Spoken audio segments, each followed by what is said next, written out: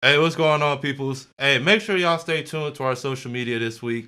We got some big news in the work. We over here got a collaboration we doing with Telly Bob. Shout out to Fam Alante. Shout out Alante. Hey, man, talk to him real quick about what Telly Bob doing for us. Look, so Telly Bob is a one-stop shop for all the hugest discounts on flights, foods, and hotels. So go ahead, Van, let them know. Man, look, this week we're doing a simple giveaway. The Party Podcast is doing a simple giveaway where you can win a dinner and a movie package. A dinner and a movie package, man. You can't say no to that. It includes a $100 AMC Theaters gift card and a $100 gift card to Chili's Bar and Grill. That's a free date. Hey, that's a free date. Man, what? So, y'all be sure to be on the lookout. Check out our post this week. Make sure you like and comment. And shout out to Telly Bob, Flyyr Pop, and the Party Podcast. Man, y'all better come get this $100, man. We are not playing with y'all, man. Come and get this money. Now, turn post notifications on. Be on the lookout all week. Yeah, y'all know what time it is. Shout out to Telly Bob. Make sure you're following the Sports Party Podcast, and make sure you're following Flyyr Pop. Flyyr Pop. Hey, get it. It's free money, y'all. Come and get it. Come and get it. Yo, what's up, everybody, and welcome to another episode of the Party Podcast, where we give you all the hottest sports takes with lifestyle and cultural impact. It's your boy D Lamp. Hey, it's your boy Melo. It's your dog Huncho. And it's your boy Jay-Tay. Yes, sir. Yes, what's sir. Good, fellas, man? What's good? How y'all feeling today? Chilling, bro. I mean, we here. I mean, another day. Hey, made it. Got some good topics to talk about. I mean, I can't complain at all. Yes, sir. Look, this that time of the year we got too many topics. We're fighting to figure out what we want to put on the show. What's gonna make the cut? Trying to squeeze stuff in. Man. Yeah. Hey man, there's been too much going on, man. We don't know what to talk about. For real, bro. We had plenty of stuff we could have talked about today.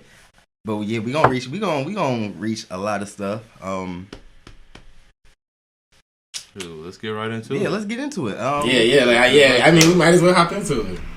Yeah, let's go. Van, you wanna start us off? Or actually, let me start us off. All right. Yeah. Let's. You want to kick it off? Let's get it.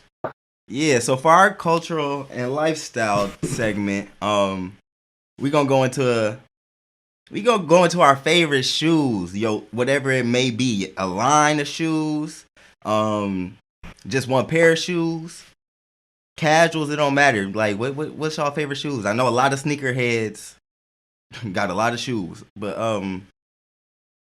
let me start off with my boy Jay. I knew you was gonna do that. I know Jay closet. his closet is something else. So on the lowest of keys, I'm not very like Instagrammy. I'm not very like one of the social media people, but I have a very, very good shoe game. Like, my shoe game is on point. I got a lot of shoes. I like recently just realized, like, man, I got so many pairs of shoes. But you already know what I gotta definitely kick off. My favorite pair of J's for sure, because I definitely like Jordans.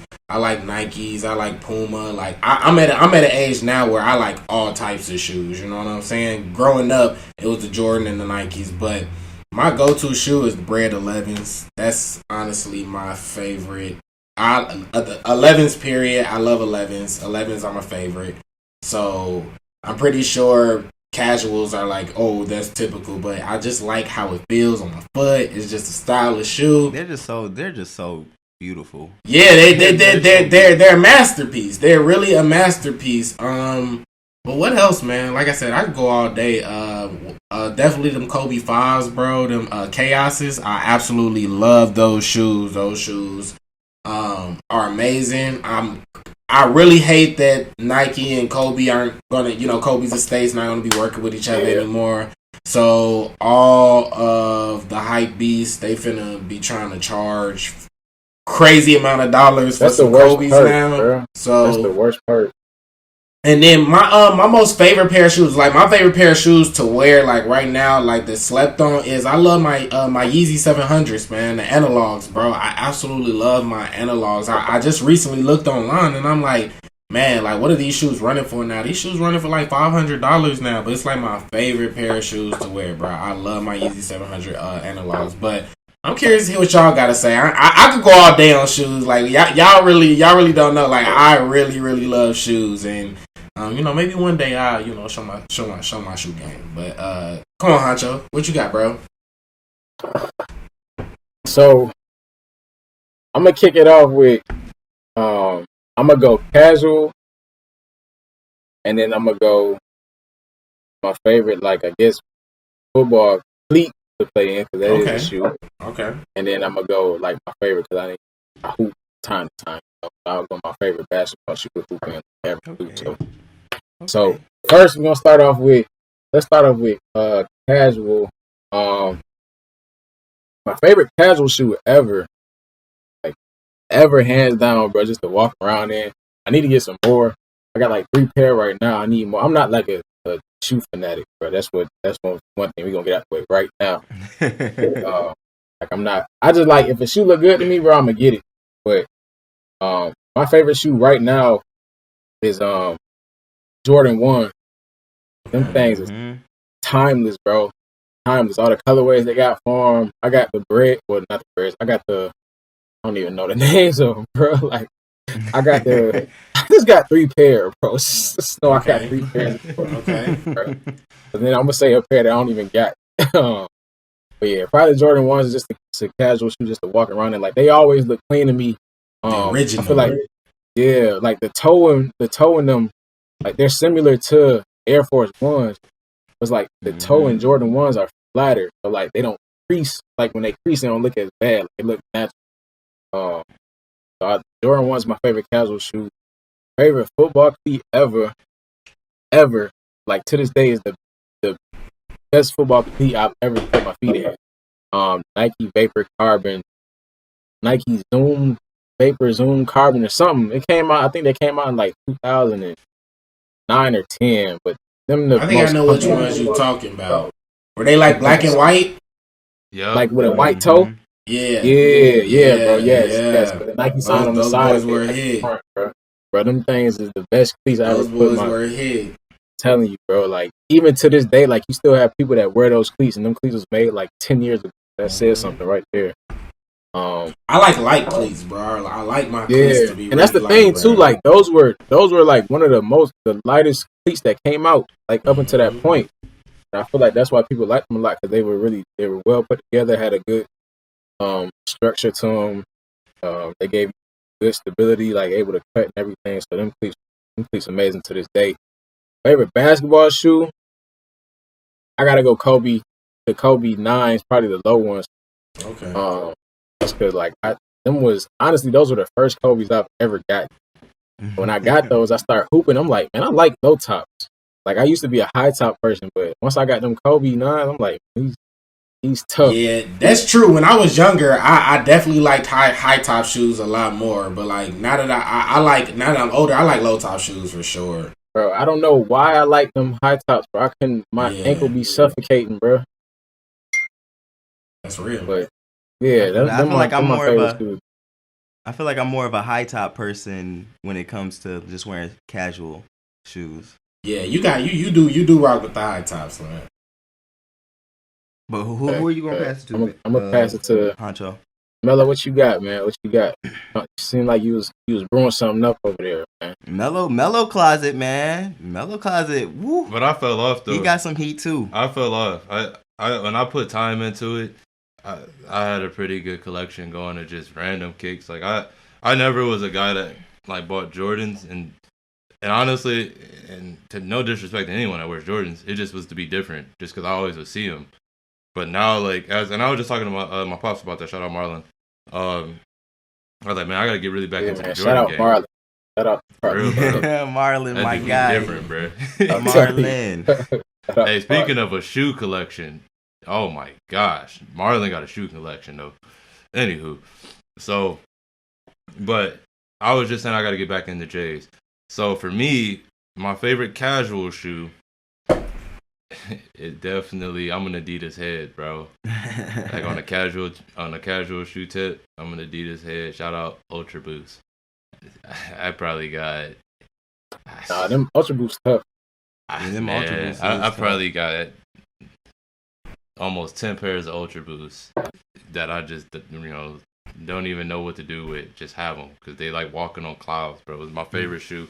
It's my favorite casual shoe of all time. You can dress them up. You can wear them casually. You can work out on them. I mean, the usage for the shoe is unlimited. I mean, you think about it, Kanye used to wear the shoe before he had his own shoe. You know what I mean? Like that was one of his go-tos with the Adidas line. So definitely the Ultra Boost on the casual tip is definitely my favorite shoe.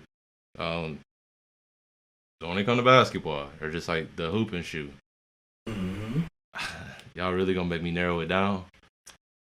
Tough. We know what you like. We know what you like. Yeah. Go ahead and tell the All right, audience. so let me let the people know because all my homeboys know. I have an obsession with Kobe's when it comes to basketball shoes. That's true. Before, obviously, rest in peace, Kobe. Before the market kind of became what it was, like I had started my and the worst part was now looking back was like I would buy it. I bought some collector Kobe's just to hoop them, like and it now looking back, like I said, I'm disappointed, but at the same time I can't not hoop in Kobe's.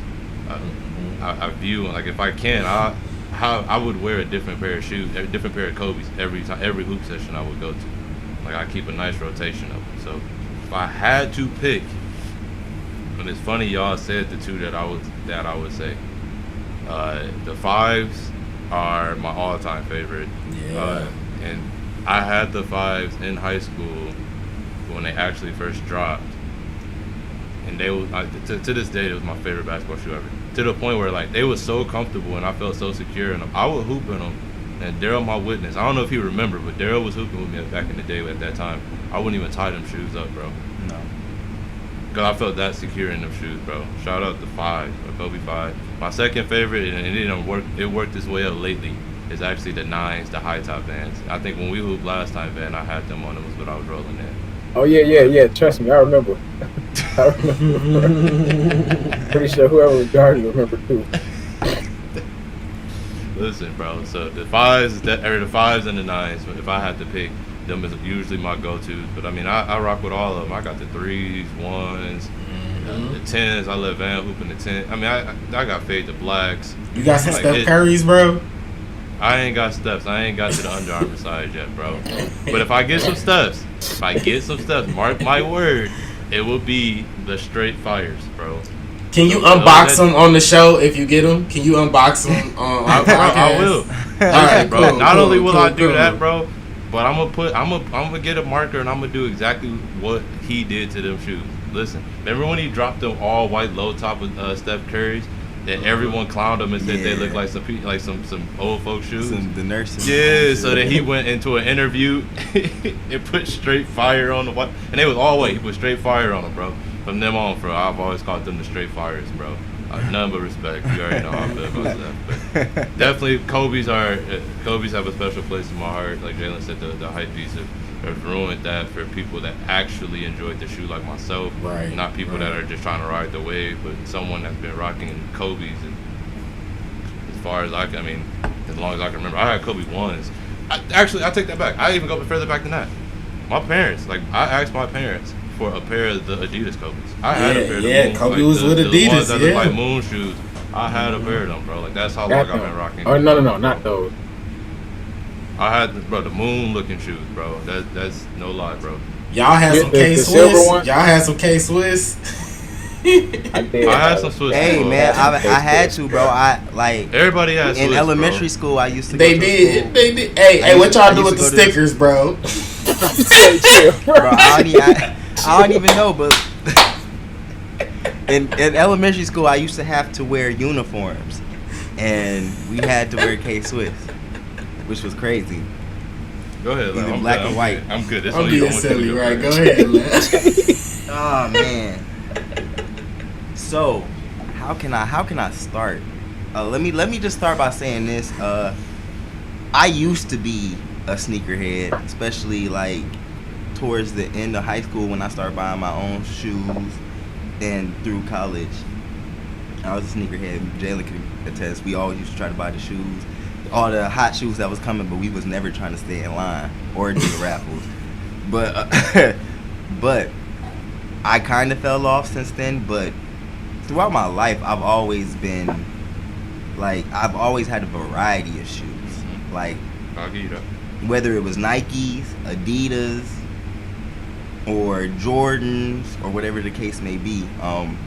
And it's hard for me to say my favorites because I'm so indecisive. I'll tell y'all a lot of the lines I messed with. So I was always heavy into Air Maxes. I always liked the Air Maxes. Those are really nice for me. I liked Top 10s, Adidas Top 10s. I love those shoes. I don't know why, but it's something about them. When it comes to Jordans, I love the ones.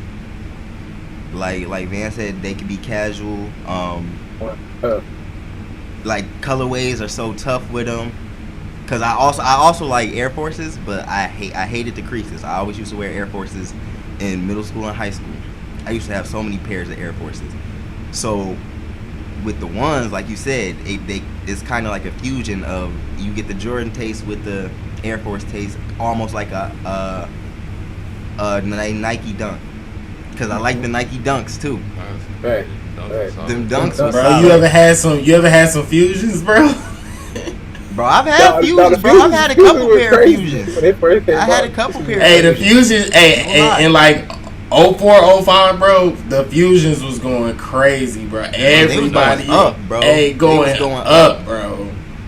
Shout out to Air Force Ones, bro. I'm from Chicago, and I did not say the Bezos, bro. I gotta get shout out to the Air Force Ones, bro. Get a new pair every year. I always had the Forces. I had, bro, so many different pairs. Look, before they was never mind.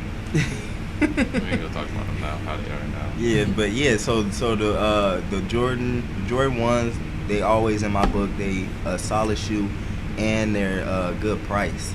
So that's why I always like the Jordan ones. Also, I like the Jordan 11s. I was more of a low top when they start coming out with the low tops. I like the high tops too, but the low tops really caught my eye when they started coming out with low top versions of them. What about the Tims? Bro, don't get me started, bro. Don't get me started.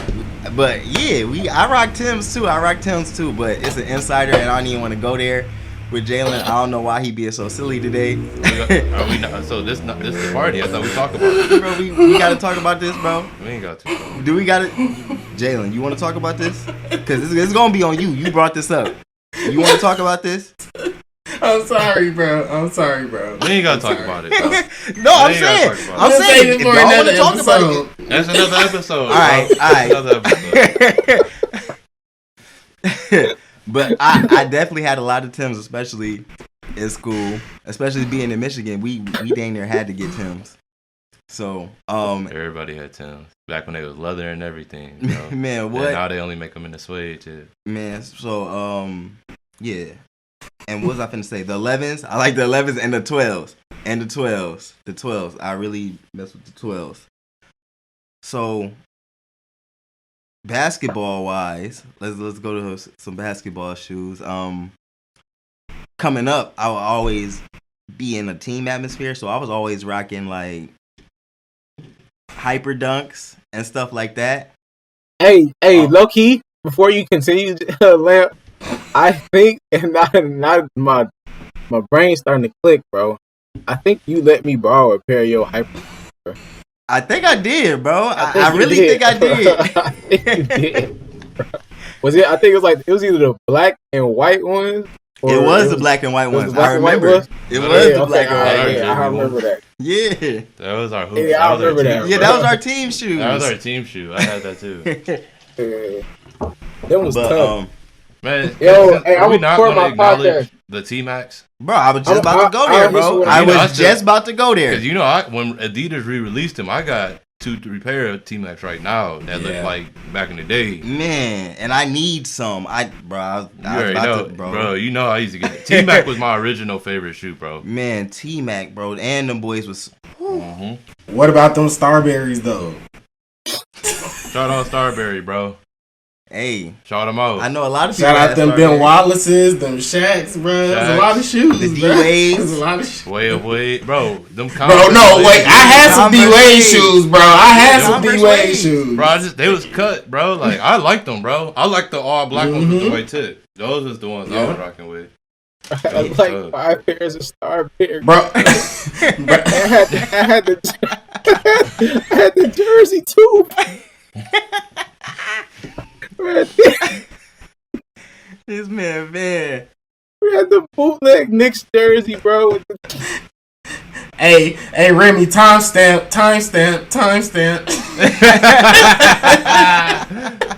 Hey, shout out to Chris Webber Dadas. Oh, Don't forget about the Dadas. Don't forget about the spinners either, bro. The free wells. Don't forget about the free wells, bro. Boy. The Dadas with the mirrors on the side and the free wells with the spinners. Bro, Bro, y'all taking me back, bro. Right, spinners. Stop it, bro. that's what riding spinners was hot. They said we gonna put it on the shoe. The protege. Bro, if your homie had them on, but you walk past them, bro. Walk past your homie in the hallway with them on. You just bend down and just. Flick that. I got one last one for you. Wait, no, the proteges though. Shout out the proteges. Proteges is nice. Hey. I got one more for y'all, bro. See if y'all remember these, bro. I never had a pair of them, but I always wanted them, bro. The N1s, bro. The N1s? The two-tone ones. It was like, I think Vince Carter won a dunk contest in them, bro. It was all white on the outside, and then like they had like a different suede color on the inside. I thought those were the hottest shoes ever, all right, wait. Bro. So wait, before we jump off this topic, for real, we're not finna leave without shouting out my boy Ivo. Yeah. Oh yeah, AI shoes Okay, tough. With the Reeboks, definitely. them questions, man. Hey, I low key wanted some AIs. I never got them, but I wanted some though. Man, those was always tough. I wanted some of them and never got them, and I wanted some Gilbert Arenases, but I never got them. But my parents bought me the knockoff ones though. I got the Adidas versions of the Gilbert Arenases. Y'all probably didn't know y'all can make them. Hey, bro, shout out Chauncey Billups Adidas, bro. That's what y'all need to do. Shout out Billups' Adidas, bro. That was when he was still with the Pistons and whatnot. I wanted them, bro. I ain't gonna cap. I think Live put them on there. That was back when Live was still halfway decent, bro. Wow. Hey, speaking of, real quick, speaking of Tim's, hey Swiss, I think I asked my mom for some Tim's one time. What you do, bro? Not the K-Swiss, bro. He told me I can get some lugs out. Bro, the lugs is worse, bro. The lugs is worse. Oh my goodness, bro. All right, so wait. Before, like Jalen said, this is for another episode. But Oh my goodness, I knew I was. he was talking about the low top Tims. That's exactly what he was talking about. I don't know if y'all ever seen them. Who has some low top Tims? I'm not gonna say no names, bro. I'm not gonna say no names. See, bro. I'm not going there with y'all, bro. I ain't got no affiliation with what they talking about. I'm not gonna say no names, bro. If you was wearing low top Tims, that is good for you, and you rocked them. Look at this man, bro. I know. Look at this man. I'm not about to entertain y'all. If you was wearing low top Tims, that's what you do. You go right ahead. You was wearing one low top Tims. You was one of one. Hey man, if you was wearing low top Tims, you go ahead. Oh no! Oh my God. Stop it! Stop, bro. Y'all are out of line. Y'all out of line. Y'all are out of line, bro. Chill. Remy need to stop, bro. Shout out to Jared. Flyer pop. Hey, we got our first flyer pop of the day, bro. Oh my god.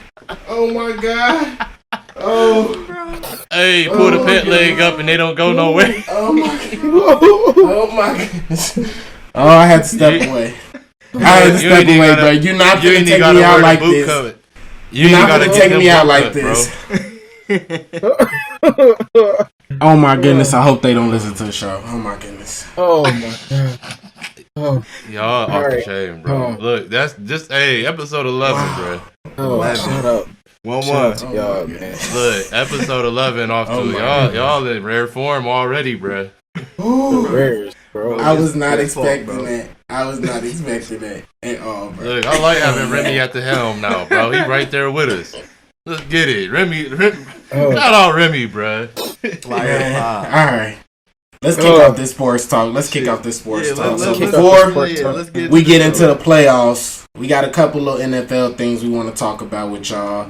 So, I think it really don't matter which way we go, but we just gonna talk about it all together. So let's just start off with getting the people hype about some football. So they just revealed the schedule. We didn't get to really talk about it on here, but what games are y'all looking forward to? We got some really good Thursday night football games finally, because they've been questionable the past couple seasons.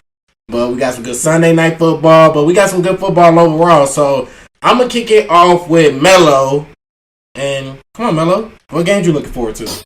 Listen, bro, so there's a couple that's on the schedule that pique my interest, but for whatever reason, I'm struggling because Tampa Bay, for example, Tampa Bay versus the Patriots, right? Tom Brady's first game back, playing New England, playing Tom Belichick, playing Bill Belichick.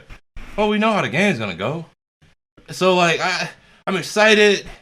I hope Bill Belichick can get a defense out there that's somewhat capable, but everyone's hyping up everything the Patriots did in the offseason. They don't have a real quarterback yet. Still. Cam is solid. But Cam was that's my dog, but he's not Cam. He's Cam Newton now. He's not Cam. So he's not. I don't know if y'all remember what I said. He ain't doing this no more, bro. A couple episodes past, bro. They said they put some weapons around. Yeah, what you say about them weapons, handguns around? I remember that tweet. Bro. I ain't gonna do nothing, bro. Go ahead, man. My bad. Bro. I think so. Saying that, I want to go the Bills versus Kansas City, right? Oh yeah. I've still got to see more of the Bills though. Yeah. I got to still see more of the Bills. I'm not sold on the Bills yet. I think they're on the right path, but I'm not there. So it leaves me. I believe that my boy gonna get his first dub over Pat Mahomes, boy, bro. And it's coming this year. Sunday, week 2, it's happening, bro. I was definitely looking for that game, bro. I definitely had that on my radar for sure. And for those that don't know, Lamar is going to get a dub at the crib. Shout out Lamar, against Pat Mahomes, boy, bro. Okay. Listen. It is May 27th. Okay, book it. That's what I like to hear. Okay, listen. I can't wait to play fantasy football with y'all. Bro, what's up? Bro, wait. We played fantasy basketball this year together. Yeah, we playing fantasy football this year for sure. So listen, we gonna do two. We gonna do two different ones. We gonna do 2 different fantasies. We gonna do one where it's just us, and then we could do one where we bring as many people as whatever. I feel like we need to do a party podcast fantasy. Podcast fantasy? Yeah. Man, we gonna put some bread on the line. Sound of that. What, bro? I'm with it, man. I'm with it. Hey, man, if y'all trying to play fantasy and y'all listening to this, y'all trying to play fantasy, but don't be scared. Right. Hey, if you want to join the party and this beating, we don't play about our fantasy. So come with it, man. We looking for guests, but y'all can get it in fantasy football too. And basketball now. Let's not. Hey, we ain't gonna over that too. Basketball either.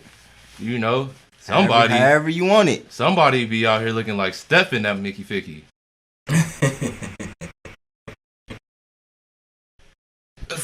I'm just saying. So after the first 3, I retired, but I came back and I had to get another one. So that's neither here nor there. Just know my teams are too solid. My name is my name for a reason. The GOAT? Yeah, you the GOAT. No, not that. But who you passing it to, Melo? Anyway, like I said, Kansas City versus Baltimore, week 2. That's on my eye because this is a make or break game. And real quick, let me get a quick analysis of it. It's a make or break game for Lamar, right? Mm-hmm. If you can't show that you can beat your biggest competition, right? Like at some point you're winning games, but then they're gonna that doubt is gonna start creeping in, and we already know how it is as a black quarterback in the NFL.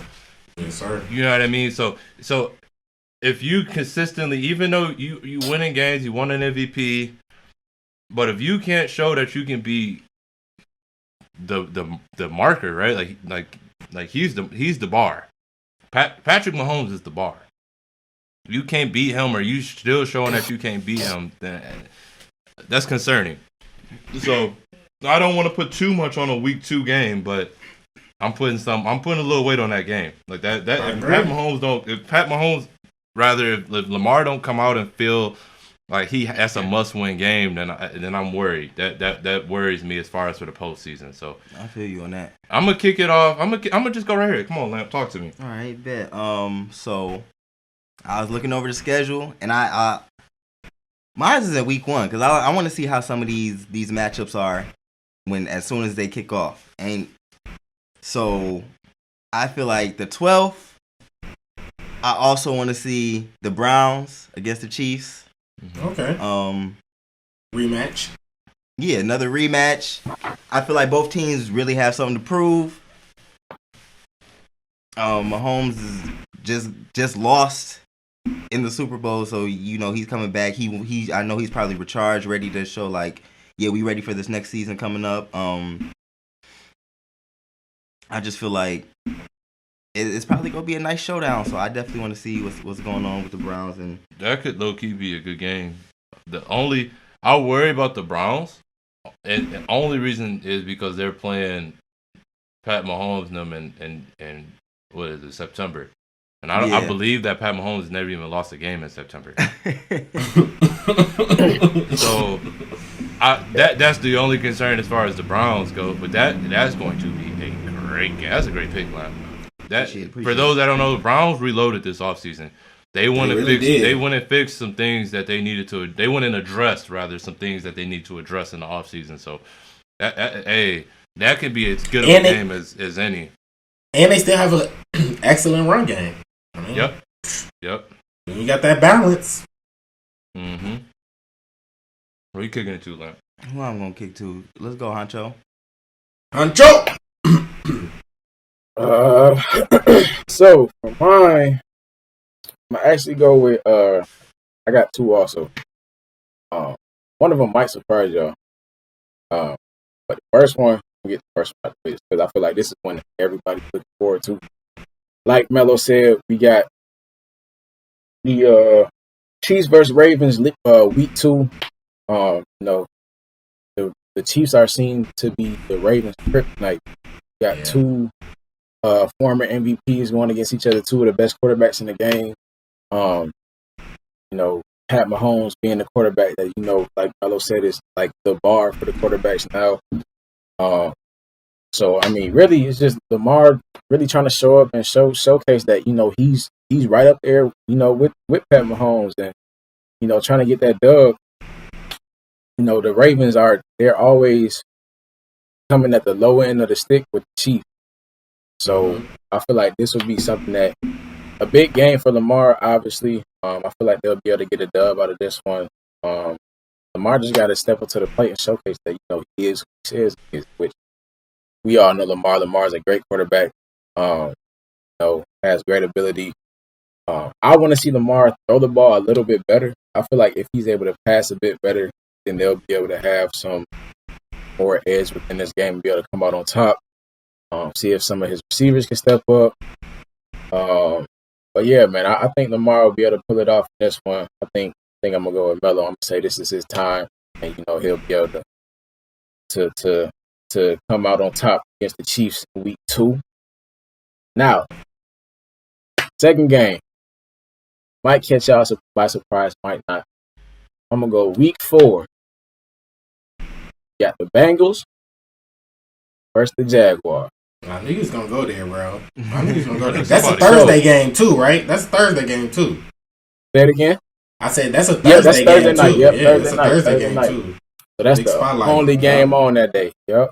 So For those who don't know, the Bengals have Joe Burrow, Jamar Chase, somebody else. T. Higgins. I thought they had somebody else from LSU, but I guess not. So they got some people from LSU on the Bengals, and then as those for some that don't know, Jaguars have this year they drafted Clemson's very own Trevor Lawrence, and I don't know why come on, my bad, big dog, my Travis. bad. Travis. Oh my God, Travis Etienne, my bad, Travis. My bad, Travis. They got Trevor Lawrence and Travis Etienne. Clemson's finest, Travis Etienne. That's running back to step through Clemson in the past whatever year. So Jaguars pretty much got Clemson now. Bengals pretty much got some people from LSU now. For those who also don't know, Jaguars now have Urban Meyer as their head coach. Well, before Joe Burrow went to LSU, he was at Ohio State, where Urban Meyer used to be head coach at. So they got their connections within the two. Dealing with two draft picks that were the best quarterbacks, within these past couple of years. Had an experience playing each other in college football championship in 2020, which LSU came out on top of that. Just dealing with some of the best quarterbacks, the best young quarterbacks in the game right now. I feel like this would be a big transition point for them to kind of see who will be the quarterback, from their draft classes to kind of take that next step.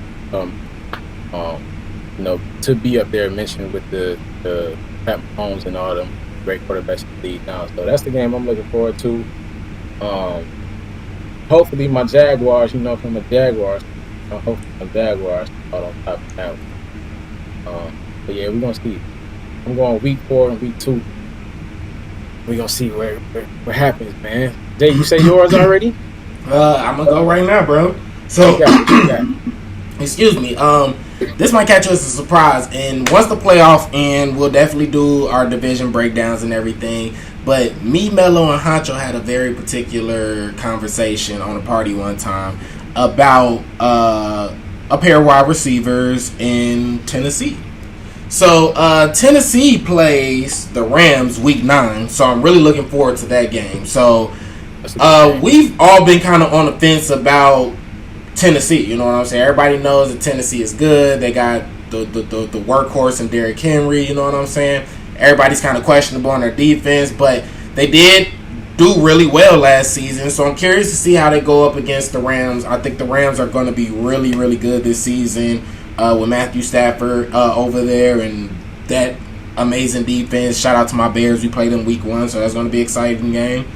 What other game? I had another game that I was really interested in. Hold on 1 minute, fellas. I want to be correct when I say this. I'm going to go week 5 when Baltimore goes up against the Colts. Now, I've been kind of looking at the Colts, and we've all had very, very different interpretations on Carson Wentz, earlier on in the podcast. So, I'm curious to see how Wentz does. I do feel like he's set up for success this season, actually, going to a good Colts team. So, I'm interested to see how he does. And then, the last game I'm going to go to, I'm just like Melo said, the Ravens on the clock. So, I'm really going to be watching Baltimore a lot. Shout out to Lamar. But I'm really looking forward to the Chargers and the Ravens. I really think that's going to be an interesting game. I think the Chargers are in a tough division. Yeah, the Chargers are in a tough division. So I'm curious to see if that team can produce 3 playoff teams, kind of like the AFC North was this time. So I'm curious to see how that works out. But I think the Chargers are up and coming, man. If they get into the playoffs, they can be a really scary team to play. So I want to see those two young quarterbacks go up against each other. As quiet as kept, the Chargers have a really solid defense as well. So, Yeah. So I'm excited. I'm excited for the NFL season for real. So those three games definitely, y'all know. Real quick, I like what you said about the Ravens. They on the clock. They on the clock, man. We watching. Man, every year. Look, and they gonna fall into the Pittsburgh syndrome where Pittsburgh been on the clock too. But I got a feeling that Baltimore, they clock is a little more expedited than Pittsburgh has been the last X amount of years because they trying to figure out. Pittsburgh just trying to roll with Ben because Ben won them a Super Bowl. Lamar ain't won a Super Bowl. Right. And that rookie contract expiring, it's going away, bro. So. And I'm not saying they're gonna get rid of him or anything. Definitely. He on the clock, right? Like it is what it. You got to start producing in the postseason. You can't let a guy like a Josh Allen start out producing what you're doing as far as wins and everything else with a Buffalo Bills team that's traditionally been in the dump. So, like you said, I just want to point out that I'm with you on that. I think Lamar, like I said, with Lamar, it's the running game is there, bro, but their passing game is scattered, bro. So if they're able to get a grasp on that, like Lamar's not going. Let's get that out of the question right now. Lamar, he has stated numerous times. I don't think they're gonna move him or anything, but it's not. Listen, bro. It's time. You already? It's time, bro. I agree, but I don't know because he's still young. But it's time, bro. He's young, but he got an MVP already, bro. Yeah, he got an MVP, bro. That's the thing, bro. You got an MVP on your belt, bro, and you have a good enough team, bro. Like, not only that, you're in a stacked division, and we've seen, like Melo just attested to, we know Cleveland's going to be better.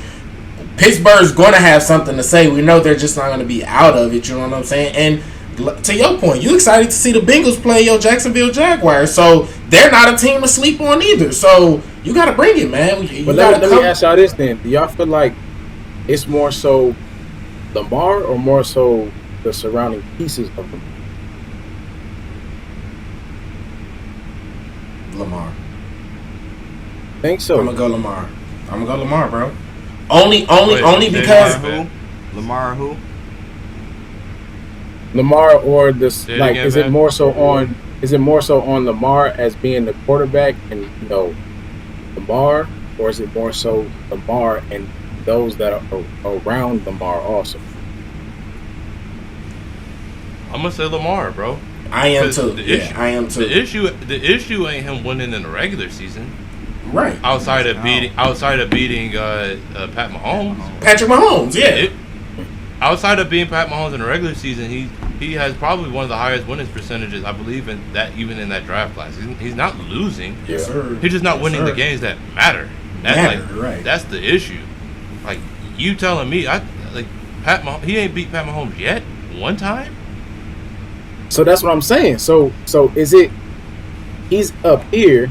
So what does it take to bring him over that hump? Is it him or is it? I feel like he needs more pieces, bro. I feel like he ain't played well in the games that he lost that are big time games. They exposed him in the playoffs the last couple. What was it? The year prior, they showed that he couldn't throw outside the numbers. Is that his team or is that him? Yeah, and to Melo's point, how everybody reviews the quarterback position, bro. The quarterback makes their receivers greater. When we talk about the best quarterbacks, they get that ball there. You can be the greatest receiver ever, but if you ain't got Aaron Rodgers, Peyton Manning, Tom Brady, Patrick Mahomes, I could go on and on throwing to you. That's not true. When it counts, Huncho, when it counts. I'm saying I've seen receivers with terrible quarterbacks go crazy. In the Super Bowl? In the playoffs? But either way, it's still the connection that has to be developed. So either way, it's still the quarterback is still getting the ball to the receiver, whether it's whatever. But like I said, it's on record that Lamar has not only not played well, but his accuracy is still in question. Which I agree with. I'm with you that you got to build a connection with your receivers. Definitely. But But at the same time, we can't sit here and excuse the bad play of Lamar and blame the right. And that's what I'm saying. I've seen quarterbacks with way less that aren't MVPs they look good with their talent. So I'm struggling with that because, like I said, I know I'm a fan of Lamar. Like we all rooted for him. Yeah, that's my boy. That's my dog. Yeah, for sure. We all want him to do well, but I'm just saying it's time. You got to win a big game now, man. Like I said, you already won an MVP, so you already have shown the level of play that you're capable of. Caliber quarterback. Yeah, like we're not doubting you as your talent no more. But I do need to see big games. I do need to see you win big games because there's a lot of good quarterbacks in the league, or a lot of really good quarterbacks in the league that like necessarily one haven't been in those big games, but and two, the ones that have been like that kind of fold. And right now, like Lamar is, for an MVP caliber player, like he's in that list. Like he has had games, and don't take that as he hasn't had games that he hasn't played well in. But it's the reason why has he been to the AFC Championship game yet? And that was gonna be my next point. Freaking Blake Bortles was on Jacksonville and got to the AFC Championship game. And what happened? He couldn't deliver. But you know who did? Tom Brady did. Tom Brady, and that's my only thing. That's my only thing. And I can exactly agree with y'all on that. Like you as a big player and like one of the players that your team depends on, you have to show up in big time moments. I mean, we do this to NBA players all the time. Yeah, I've seen Patrick Mahomes will Kansas City to games. I haven't in big games, in playoff games. I don't have a lot of those memories when thinking about Lamar, of him willing teams to dubs in those big time games. Now, am I saying he's a loser? No, because he has one of the highest winning percentages in the league. But it's almost like the Giannis syndrome, right? Mm-hmm. Giannis is starting to get a reputation. He's gonna put up a lot of great numbers. He gonna do what he do. And speaking of Giannis, he's up 20 right now. They about to sweep these boys. We gonna get into that. Yeah, we're gonna get into that. But similarly though, it's the Giannis treatment, right? Like think about it. Giannis Giannis got a couple MVPs. Lamar got an MVP. Thank you. Giannis done led a team to the best record in the league and fizzled out. Lamar done led a team to the best record in the league and fizzled out. I'm just saying, it's time. If we putting pressure on Giannis to do that, we got to put the same pressure on Lamar to do that, bro. Yeah. That's all. I'm going to leave it at that. I agree. Right. I'll say my last point here before we go on. I need Keys to step up, man. He do. Need Keys to step up. Need him to, because he has too much ability not to. And a good thing for the Ravens is they now have a new receiver coach. I feel like the receiver coach was a tough situation for them last year, but now they have Keith Williams, is an amazing receiver coach. Shout out to Those Keith. Who know about him. But he's an amazing coach. Knows what he's talking about. So that's a good look for him. I feel like he will be able to take the receivers to the next. Keith's got to be able to run another route. I'm telling you. Keith don't got enough around him. Like, and I'm not even going to say that because Tyreek know how to run. Like Tyreek can get open. Like Tyreek may not be able to run great routes, but he can get open. I can't say that about Keith yet. Mm-hmm. So, well, yeah, let's keep it moving. Let's keep it moving. Let's keep it rolling. Let's get it. So next topic. Continuing on, the topic of the NFL, we have one of the greatest receivers that we've ever seen of our generation asked for a trade. Don't want to be there no more. For those who don't know what receiver I'm talking about, none other than what we call him, Melo? I call him Huncho, but that dude's the GOAT. He's cut. He's different. Mr. Jones. Mr. Jones. Julio Jones, man. So for those who don't know, Julio Jones is like, he up there with Calvin Johnson thing. Julio Jones is one of the best receivers Them the I two ever best seen. receivers. Them the two best receivers in our like In my generation. own Definitely, eyes. yeah, easily, Fact. easily. Yeah, so them two, you know what I'm saying? Julio Jones is one of them. And Julio Jones has now asked for a trade from the Falcons, doesn't want to be there anymore. Talked to Shannon Sharp, you know, said some things to Shannon.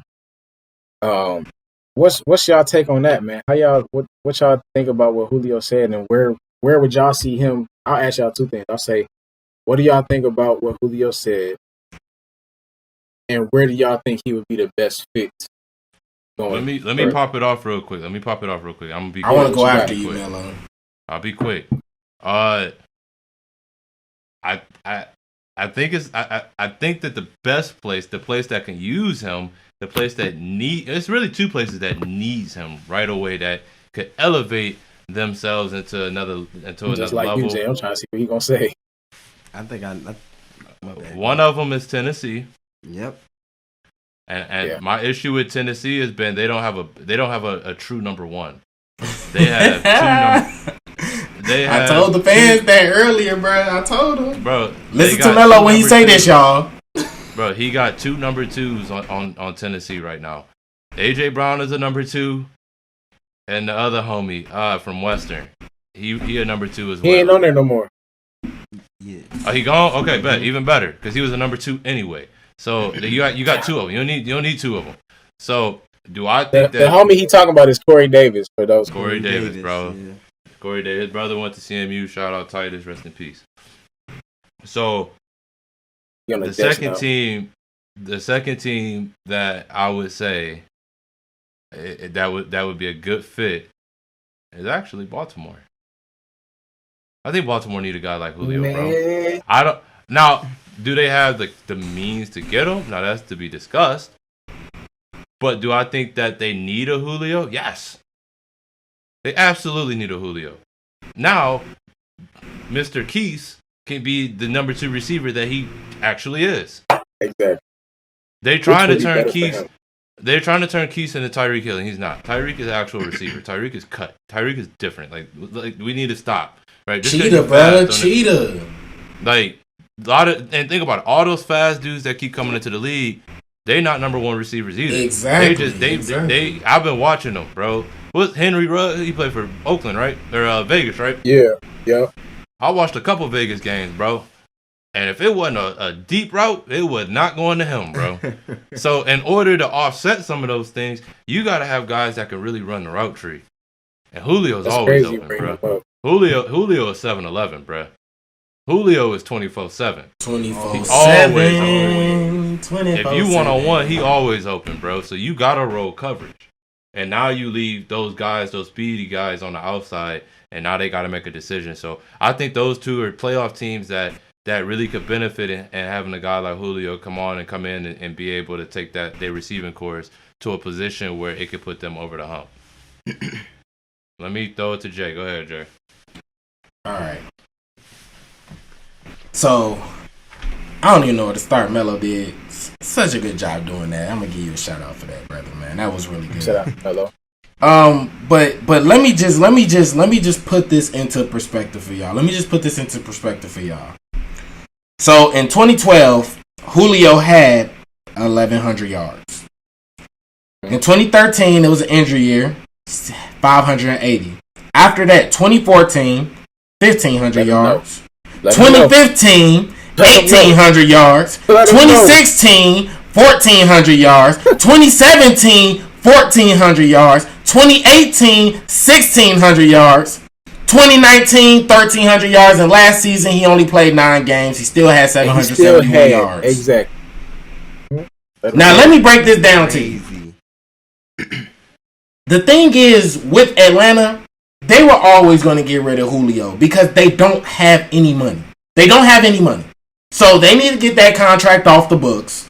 So the whole thing on him being on live TV and saying, oh, that I want to be, traded or anything. And there's been many reports that said that he didn't know, that he did know. But regardless if he knew or not, Julio Jones was not going to be an Atlanta Falcon. And literally T-minus probably next week. Next week's episode, we'll be talking to you about who his new team is.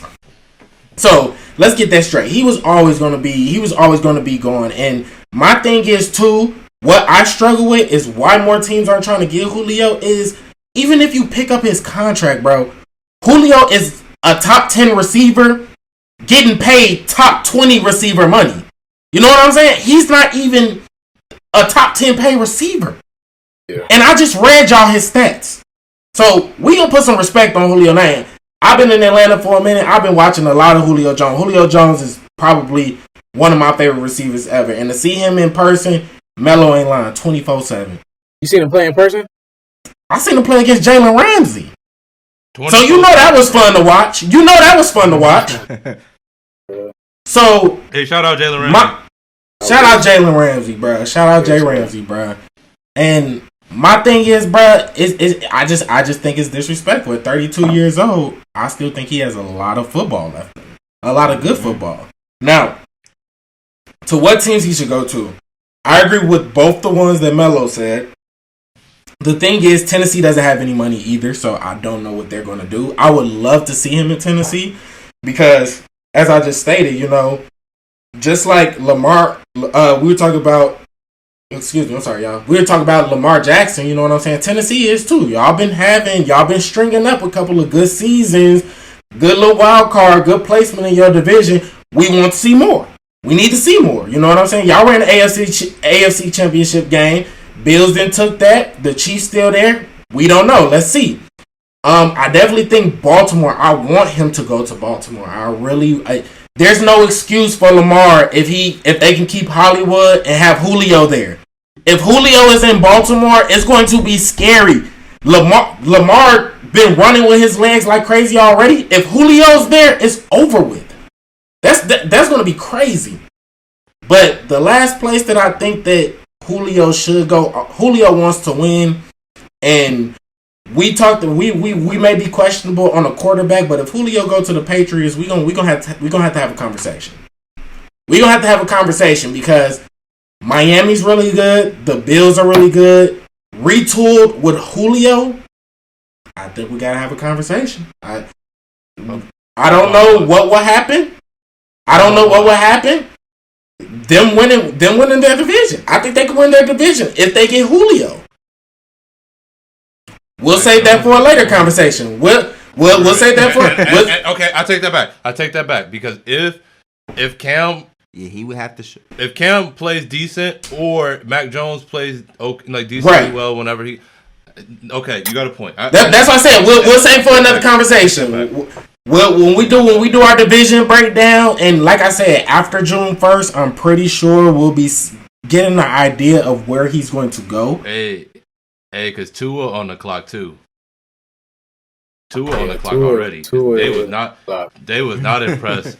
No one was impressed with year one, so Tua's already on the clock. Tua's definitely on the clock. That's a strong division. I mean, so we'll see. It just got better. Yeah, it just got better. So I'll leave it at that, and I'll just throw in the Patriots in that mix. If Tennessee can get him, that would be crazy. If Baltimore, I want him to go to Baltimore, but I just throw in Patriots in there as well. They got the money for it. And I'm gonna toss it to D-Lam. I'm gonna let Huncho end it. Let's get it, Lam. All right, like y'all boys said, y'all hitting everything on the head, hammering the nail. Julio Jones is a bad mug. You already know. Yep. Bad. Shut your mouth. So, like Jay said, I don't know why it's not more teams out there trying to get him, and I don't understand why. And I feel like teams are going to catch on eventually. I feel like you already should have caught on that your age is not a telltale factor of how much you have left in the tank. We see it across the board in all sports. Like, athletes are getting older and still are balling out. I liked all your guys' picks for where he should go. Especially when your name's Julio. Exactly. So I like all y'all guys' picks to where he should go. I was on board with Tennessee just because like Van said, they lost Corey Davis and they lost Jonnu Smith. So they need some power with their throwing game, and having Julio gives them what they need. I'm not sure about like Jay said, they might not have the money, but I feel like Tennessee is definitely a good spot for him to land, especially like you said, they strung together a good couple of seasons. But yeah, they're win now. They're win now. Yeah. So I feel like Julio could put them in that spot to definitely be a contender. And the Falcons have Arthur Smith, if I'm not tripping, and he was the coach for Tennessee, so he already knows their roster and potentially who he could get off their roster for Julio. So that just to me seems like a place that can actually pull it off. I mean, besides what the money looking like. But y'all definitely basically hit everything on the head. I ain't got too much to say. I wanted to make it quick. So I'll pass it to Huncho. You go ahead. Yes, sir, man. Well, yeah, like Lamb said, man, I agree with all y'all, man. The Titans would be a great fit for him. I forgot they lost Jonnu Smith, which was their tight end. Yeah. So Julio going there would be great for their passing game. With them having Derrick Henry already, that would balance them out to allow A.J. Brown to really be able to blossom as that number 2 receiver that, like Melo said, he is. I personally don't believe he's really a number 1 either. He a dog, yes, but I can't really give him that number 1 spot just because he's really never been in it. So that leaves us with, y'all said the Ravens too. So the Ravens, I see. I'm just going back to y'all points. The Ravens, I could see him going there also. This isn't my team, but I could see him going there also. That would give Keith the opportunity to really turn into that slot receiver that he really is. Right now, he has no choice but to be like the quote unquote number 1 receiver, because they don't have anybody else with it. So just having Julio go there, that would give Lamar more freedom. And a reliable target to throw to every single time Julio is open any given day. So I can see both of those. But go against the grain, I'm doing something else. So, like Jay just mentioned when he was mentioning his take on it, Julio has had numerous years where he's had over 1,300 yards. Numerous years where he's been, considered the best receiver in the league, dominating his division, the league, whatever the case may be at the receiver position. Still considered to be the best receiver in the league to this day to some people, even at his age. Who was Julio's offensive coordinator when he was doing all that? Anybody doesn't know, it was Kyle Shanahan. It was. Where's Kyle Shanahan? Kyle Shanahan is now in the San Francisco 49ers. San Francisco has Trey Lance. That's scary. If Julio goes to the 49ers, bro, that would not only give Trey Lance a reliable target to throw to at the receiver position, and they also have Brandon Ayuk. I don't know how to say his last name. But he just came off a phenomenal rookie season. So, add Julio into that mix, become the number 1 receiver, give Trey Lance a reliable number 1 target to throw to any given time he wants, anytime he's in trouble, whatever. You mean Jimmy Garoppolo? I was just going to say, what about Jimmy G? What happened? Jimmy G is going back to them number 2s. The number 2 spots he was having when he was over there in New England. He getting number 2 reps, man. Honestly, it's Trey Lance's job to do. Honestly, let's keep it stacked. But I'm speaking into existence. Trey Lance will be the starting quarterback by the end of the year, sure. By then, I feel like him and Julio will be able to develop that chemistry. Julio's gonna become that target that he can throw it to. Brandon Ayuk, I don't feel like I'm saying his name wrong. He'll become great number 2 receiver, which will allow him to grow in that aspect as well. So I feel like if Julio goes to the 49ers, that would be tough. Second option, Julio Jones, Los Angeles Chargers. Now, Justin Herbert. I like that. Justin Herbert, had the best year as a rookie quarterback last year.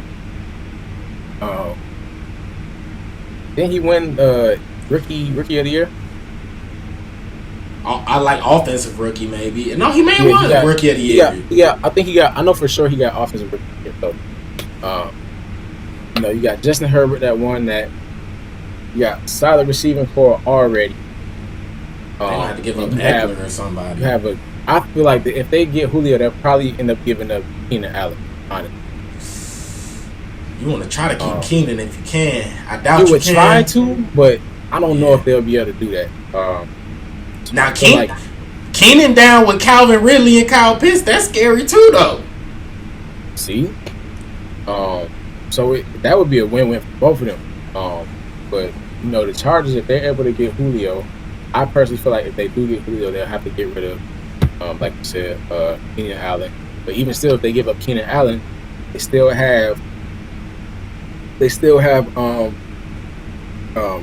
Mike Williams, who was a solid receiver, solid number 2 receiver, and they have a good running game in Austin Eckler. And on top of that, they have a great defense. So I personally feel like the Chargers of the 49ers are the best fit for them.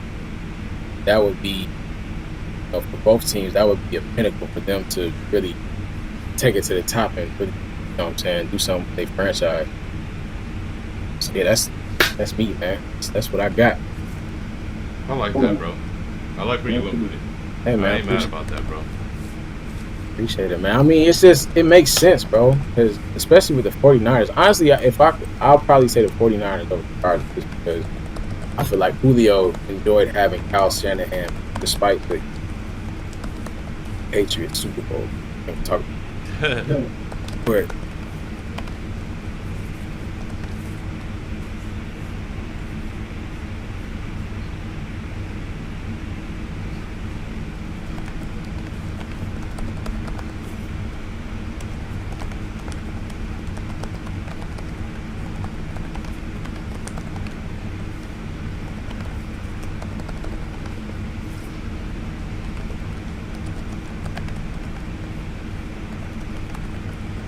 Yes, sir. I always like those against the grain takes, especially when they got some weight to them. It's always good to hear like that opinion from the other side. So that's why you go, man. We've been talking all this football, and we acting like the playoffs ain't going on as we speak. But listen, we've been talking so much basketball. It's been nice to actually go back and talk football for a minute. Yeah, so man. I appreciate it. Felt good, man. Yeah, I told you there's been so much content lately that it's like we really struggling with trying to make sure we're not missing out on nothing big, but it's just been so much content. Man. But with that being said, we definitely gonna shift it back to the NBA, and we got playoffs everywhere. I mean, we got games after games. We got games everywhere. We got upsets. We got good series. We got potential sweeps. Oh man, we got blowout. Man, we got blowouts. That we do. Hey, but I mean, hey, so let's just go right into it, bro. I'm gonna pose a question to everybody right off the jump. Through 2-3 games ish of each series, what has been our biggest surprise of the playoffs so far? I'm gonna let y'all think on it for a second. Wait, right? I already got mine. I can go first. Nice. Oh, pop it off then. Don't even worry about it. I go first. So the basketball, simply, I think this has been one of the greatest openings to a playoffs in quite some time. I think that all of the games have been super entertaining. I think the fact that we didn't have fans and now fans are back in there, which leads me to my point. The most surprising thing is the fans. Y'all been stuck in quarantine this long. You pouring popcorn on my boy Russell Westbrook. Russ, y'all got to get it together. Bro. Well, and I was just gonna go on that. And then we got people in New York spitting on Trae Young. Now, and bro, the crazy thing is, bro, they act like they've been rooting against Trae Young for years. Trae Young ain't been doing nothing that people need to be mad at him about. This is his first time making it to the playoffs. He ain't did nothing to be mad at. Y'all, that man. And the series tied 1-1. The series tied 1-1. But bro, they chanting Trae Young sucks at baseball games. Hey, that's baseball. That's New York. Like I'm saying, it's crazy. Like it's actually a rivalry. I like Trae Young. No, I ain't gonna. Hey, me too.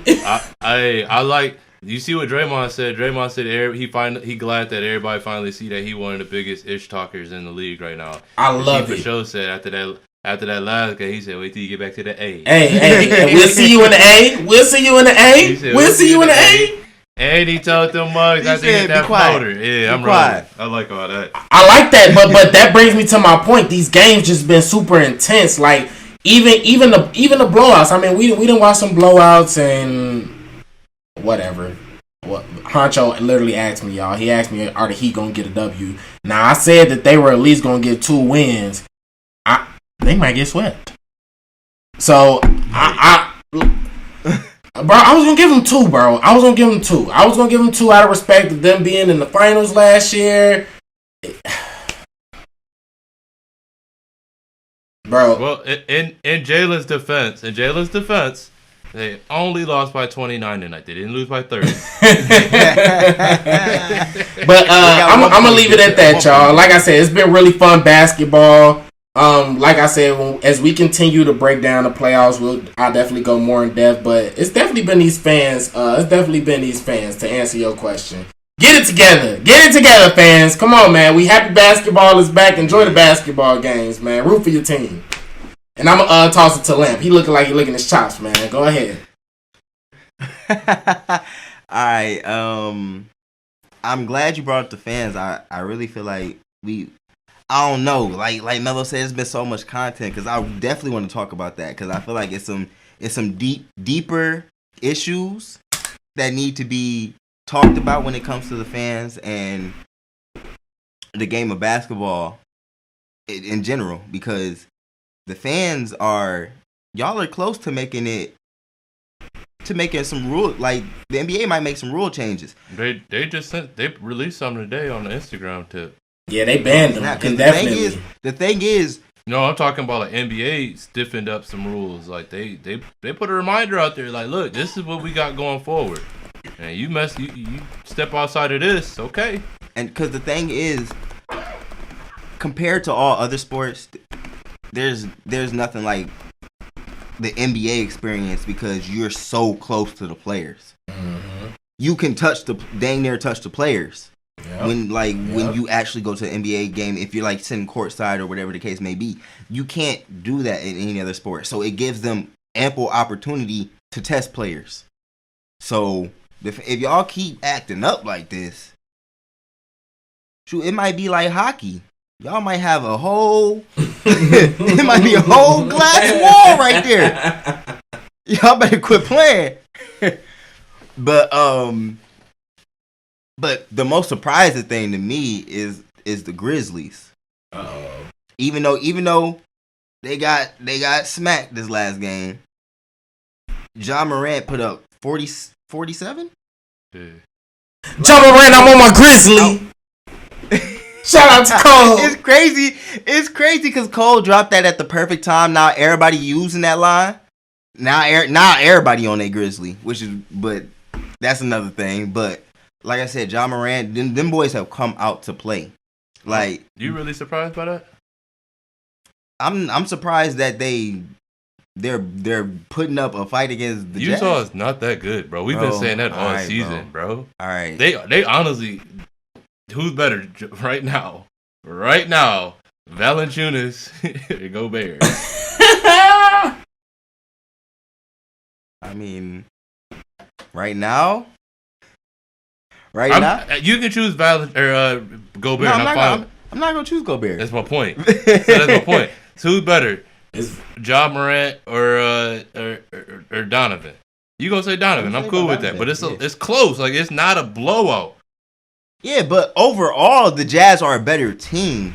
They're a better team. They are. I told y'all. Look, they're overall they're a better team than the Grizzlies. They're better off the bench. They put up good bench points. Listen, bro. I said it from the start. I was worried about this Grizzlies team as a Warrior fan in that play-in game because this team is a lot better than what people realize. No, and I'm not to saying that they're not. Jazz are just not that good to me. I'm just saying these boys have come out with an intensity that I did not expect them to come out with for exactly that reason, them being so young and inexperienced. So they really come out guns blazing. They not scared of nobody. Like that's what has surprised me more so the fact that they're winning. That like I can see them winning, but like they've come out with some ferociousness to them. So I think that's surprising. But I'm a pass to my boy Melo right here. And real quick, just the one last thing on that. I guess after watching them be in the play-in game last year and miss out against the Blazers, I'm not surprised because that feel like that's okay. I can see that. I can see that. So they was on the cusp last year. Good point. Now they come back. They win 2 straight games to get into the play-in, and then they play the perfect number 1 team to play, the Utah Jazz. So I'm not surprised honestly, the most surprising series to me has honestly been this Bucks series. Did I think the Bucks would win? Yes. And I think they win like this? No. Right. I didn't think this was gonna be surprising, bro. Melo said no. To be honest, I didn't think this was a surprise. But now, let me say this: I didn't think they were gonna get swept, but the way that they beaten them, I didn't think this was a surprise. Well, first of all, they're not swept yet, so let me not say I didn't think they were like. It's looking like they're gonna get swept. So you're not surprised they lost by 30 at the crib? No, bro. No. At the crib in Miami, bro? No, bro. And you want to know why I wasn't surprised? You gonna have to explain that, sir. Because to even look, to even last year, last year when Tyler Hero was balling, Jimmy Butler was balling out of his mind. Just Warren was too. Get one game and keep it close. You said what, Jay? I was saying Goran Dragic was balling too. Yeah, Goran Dragic was balling out of his mind too. Yeah, he's balling out of his mind. If you see how they was playing this season, nowhere near close to their last season. But to lose by 30, bro? Jimmy has disappointed me this season. And the only way they're going to do what y'all think they should have done is for Jimmy to have the same exact season, the same exact playoff that he had last year, this year, and it's nowhere near close. Jimmy can't score 20 points. But at the same time, bro, it's not that they losing. I knew the Bucks would win the series because the Bucks got better. We all had the Bucks. He stayed the same. That's what I'm saying. If 30 points, bro. If Jimmy Butler can't score 20 points, who else is going to score? Bro, if Tyler Hero's not playing, Jimmy Butler in the finals had games where he wasn't trying to score and they were still winning, bro. Now Bam hasn't done anything, but I'm with you on that. Like I get it, but at the same time, I wasn't expecting the Heat to lose by 30 at the crib. Yeah, that's ridiculous. Bro, 30 is hard to lose by, bro. I'm not saying that they wasn't gonna take this to 5 or 6, get maybe a game, sneak a game or two, and we're talking about a Bucks team that's been notoriously bad in the playoffs. Now they beating the team, the Eastern Conference representative in the finals by 30 at the crib. So by a team that just beat them last year. Stop it, bro. Wait. So let me ask you this: did we expect the Heat to beat the Bucks last year? I expected them. Say that again, Lamb. You did? Say that again. Yes. Did anybody expect the Heat to beat the Bucks last year? No. I expected the Bucks to win. Okay, so we didn't expect the Heat to beat the Bucks last year. And we seen what kind of season they had in the playoffs. They are nowhere near close to that team. They're not. None of us are disputing that. And that's what I'm saying. So for them to not even be close, and they had no business to even make it to the finals. They had no business making it to the finals. They got there though. I can't take that away they got from there. them. I can't they take got that there. away from But if you were to say last year at the beginning of the season, the Heat are going to the finals. Would anybody think they were going to the finals? No, because based on the team that was constructed, they were supposed to be a team trying to find their way. Bro, I think we're getting hung up on the fact we're not disagreeing with you. It's the 30 piece at the crib that we're like. Okay, I see, but I would expect them to get beat by 20. It's embarrassing. They should not be getting beat by 30 freaking points in the playoffs. Bro, no. Absolutely not. And I'm sorry, but and they defended the season. They've ended the season playing good basketball. They did. I can't, no lie. I'm surprised. I'm sorry. Did I think they would win the series? Did I think that Miami would win the series? No. But did I think that they would win a game or two? Yes. Did I think they'd get beat by 30 in a must-win game? No. By a team that has been notoriously bad in the playoffs. Especially by the team that eliminated them. I just thought it would be a closer series. I guess my second series right behind that, here's them. And honestly, if they wouldn't have just lost by 30 in front of me, I would have picked this series.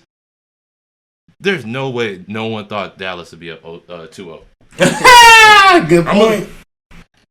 I'm not going to go into it. I didn't want to bring up. I'm not going to go into it because I used my time on that. But that was, like I said, I'm only saying that because the reason that I picked that series is because I just seen them lose by 30. Whereas, Luka is taking. He is. I need this. Hey, look.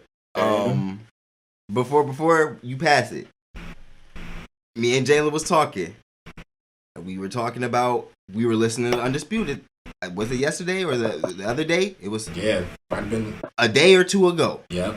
Shannon Sharp listed off all of Luka's playoff games. 8. He's had 8 playoff games. All against who? The Clippers. The He Clippers. bust the Clippers last year. 30, 10, and 10, dang near. He bust the Clippers last year to the point where Morris? That's what he averaging on them in the playoffs? Yeah, bro. In the last 2, bro, he been busting the Clippers. That's what he's averaging in the playoffs, bro. That's the only team he's played. His playoff career. 10 and 10. Yes, bro. That's ridiculous. And they supposed to have the best 2 defenders since. I'm not even. And it's even crazy because before you pass it off, it's even crazier because playoff P didn't even show up. He shot over 50% and had 28 points. And they still lost. Kawhi had 45. And Kawhi had 41. And the worst part is they're getting beat because of what is supposed to be their calling card, and it's their defense. Yeah. Jay-Tay, go ahead. Oh, sure. I already went. Remember? Jay-Tay already went. It's on Huncho. It's on Huncho. I'm sorry, bro. I'm sorry. Huncho. Nah, I say that the main thing that's really like the main surprise to me so far, honestly, probably this game that's on right now, the Lakers and the Suns series. I did not think. I feel like the Lakers. I mean, the Lakers in trouble if you ask me. Stop it! Not no We're more. not even gonna do this. Not no more. Stop it! Not more. Stop it, bro. Why not? Not in this round, at least. They not in trouble in this round. LeBron don't lose in the first round, bro. That's why I said, bro. The Phoenix could win this game. Yeah, well, we knew that was gonna happen. Lamp just said that. Lamp said Chris Paul can't stay healthy. Huncho, I think you attested to that as well. I'm taking the Suns tonight, bro. Bro, they're a 2 seed. They should get 2 wins. They should get 2 to 3 wins. Honestly, they're going back the second best team. Hey, you taking who tonight? Bro, the Suns. They're not gonna win tonight. Okay, put a bottle on it. The game already started. Anyway, like I said, No. I'm still. Can I finish my point, bro? No. Don't go. Nope. Put a bottle on it, and then you can finish your point. Bro. Or just say you don't have no courage or your conviction, and then we can keep moving. This man, I do not Put a like bottle on it, Melo. man. Come on. I Put a don't bottle like on it. Melo. Put a bottle on it. Come on. Thank you. Come on, put a bottle on it. Book it. Come on, put a bottle on it. Write that down. We got a bottle on it. Thank you. Okay, go ahead, man. Put Melo a bottle been on it, hunting man. for bottles. So yeah, I'm taking Melo been the hunting for sun, bro. bottles. I'm taking like the sun. The series that I've been enjoying the most. Well, let me start with the players that I've been enjoying watching the most. Luka and Ja. Killer. Both of them are like must-see TV, like always. But right now, they're my two favorite players to watch, hands down, bro. Ja tried to climb to the top of the Stifle Tower. Man, Ja be Last trying night. to. Ja don't He gonna care, catch bro. up. Ja don't care Hey, where. Ja don't book care it. who you He gonna are, bro. You catch could up. be. He You could gonna be catch one? about as tall as the He rim, gonna bro. catch Ja up. still gonna jump. Hey, he gonna catch Rudy. I agree, Melo. I think he I is do too. too. I want this clipped. He gonna catch Rudy. He's gonna catch him. I He agree. definitely tried to last night. He Bro. gonna catch Rudy. He was really close, bro. He was really close. Bro, Ja bounce look like he got a trampoline in his shoes, bro. And It's Ja don't care who you unreal, are. bro. Ja don't care how many blocks you get in the game. He don't care, bro. You got to see him at that rim just like anybody else, bro. Hey. So you better be ready to jump with him. Meet me up there. Meet Up me there. up there. He We gonna gonna see what happens. He gonna catch Rudy on a late rotation. Just wait. Man, I agree with you. Yeah. So Ja been balling. Luka is the Clippers' kryptonite, just like we just mentioned. I didn't know he was averaging 31, 10 and 10 on. That's ridiculous. Yeah, he balling, bro. But yeah, my favorite series to watch. Those are my two favorite players to watch right now. Playoffs. Shout out to them. They balling. My favorite series to watch right now is the Grizzlies and the Jazz, and then the Knicks and Hawks. Yeah, that's been a fun series. The Knicks and the Hawks. Yeah, that's serious. It's Amazing. been really fun. It's been really fun. I told you I was gonna be a good series. Yeah. Yes, And even it- that. honestly, Same record, same exact record. me and you, me, Melo, and Marlon was talking this past weekend, and they're just like telling me a little bit about like these type of series. They said, this series is probably gonna go to 7 games. This So- is when home court matters. I tweeted that. So I feel This is exactly when home court matters. like the Madison Square Garden, despite the fans and everything, all that extra crap going on, Madison Square Garden rocking, bro. Oh, it's beautiful. That's gonna, It's beautiful. that's to gonna see. play a bro. big It's beautiful part. to see. It ain't. It's beautiful. It to ain't see. rock like that. It ain't rock like that since Melo hit them back to back on Yep. back to back trays on Chicago. Sorry, Jay. Oh, don't do it. I remember that too. I remember watching that Saying, game. Woo! Lou all Hey, day gotta let Hey, them happen. my Man. prediction, bro. My prediction. We gonna see. Spike Lee versus Reggie Miller 2.0. Because if they go, so what they next? Now they back in Atlanta, right? 3 and 4, Friday and Sunday. Yeah. So Atlanta, they gonna have to go back to New York. I think they're gonna split in Atlanta as well. I think they're gonna. They Split. go back to New New York, York gonna get boy. one. Hey, we gonna see this all over. Shout out, They gonna shout out have Derrick split in Rose. Atlanta. Shout out We my gonna boy. see Shout this out the all hometown over hero, again, man. bro. Yeah, so I'm taking. I got the. I can't even choose. That's tough. I told you it'll be hard. That's tough. That's a great series. I'm enjoying that series a lot. But what's good about that series too, Huncho? I'm sorry to cut you off, but No, okay, that's all I got. Something that's super excellent about that series is we're seeing the evolution of the NBA in this series. You know what I'm saying? Mm-hmm. You got Trae Young, you got Julius Randle, you got the veteran leadership with Derrick Rose and stuff. You got Nate McMillan and Tom Thibodeau coaching, so it's really a chess game, man. That's this year overall when it comes to the playoffs. It's been a lot of players who are making their playoff debuts. Yeah, like man. this year. D-Book, yep, been playing excellent. Hey man, while we on the topic real quick, speaking of the fans, bro, I understand like y'all been away from the sport and everything, and y'all are excited to be back in the arena and all that, but y'all gotta control yourselves, bro. Like understand, like these are people, like Y'all seen these boys on the regular street, y'all would not be doing acting in this Russ manner. said it. Russ already said it, bro. Y'all, It would be a whole different situation if you Look, on the if you street, buck. pour no popcorn. Look, if you buck. Have some Hey. respect. Hey, man. Yo, If they would have had one less security guard, bro, it would have been the Brawl Hey, Part tell me, 2. bro. Palace. all it take is Russ to get in that stride, boy. Russ get in that stride, boy. It's a wrap. Look, it took all 7 of them boys, bro. They said, please don't go up Russ there, Russ. wanted all these Please don't go up there, Russ. Because if He them wanted guards every wasn't right there, ounce. you wouldn't have did that. Because he would have been up there on your you know what about 2 seconds. Because And Man, the words of my homeboy, he said he would have been jumping up and down on him like a trampoline, bro. because the crazy thing is, if he would have got through, they would everybody in the crowd would have been like, it was him. It was him. Palace in the palace all over. Facts. But let's keep it moving. We about to get into a special segment. It's been a little minute, but we back at it, and it don't even need any introduction. One of our faves here at the party. What the tweet? So Remy, just kick it off, man.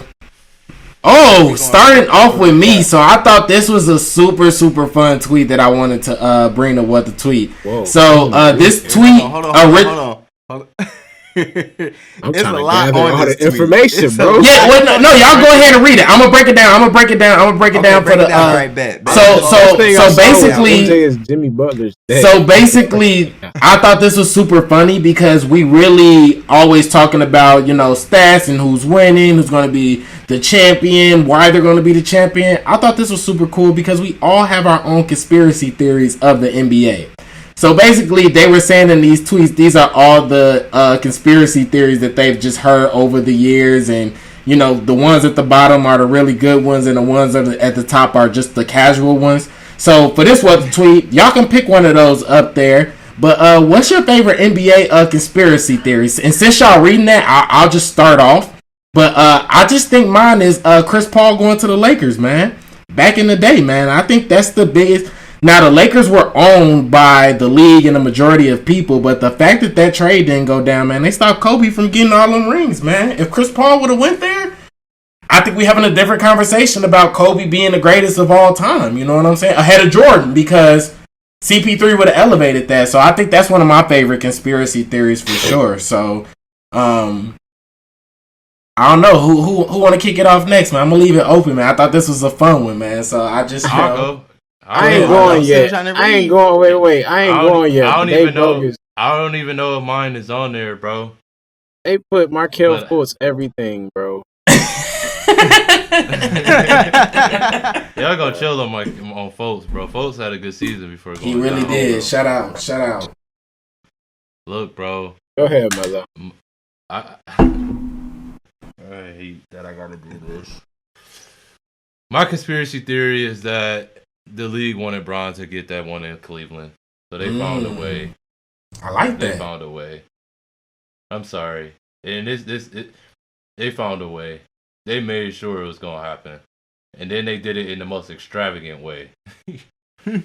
So I'm gonna leave it at that because I feel like that's yeah. So One of them says Nike got KD moved to the Golden I was State just Warriors. gonna say if I'm picking So from that here, conspiracy plays into that. so I was gonna say if we going if we're picking from the tweet, that was gonna be my pick. And it says Toronto giving the ring to shut up the fans.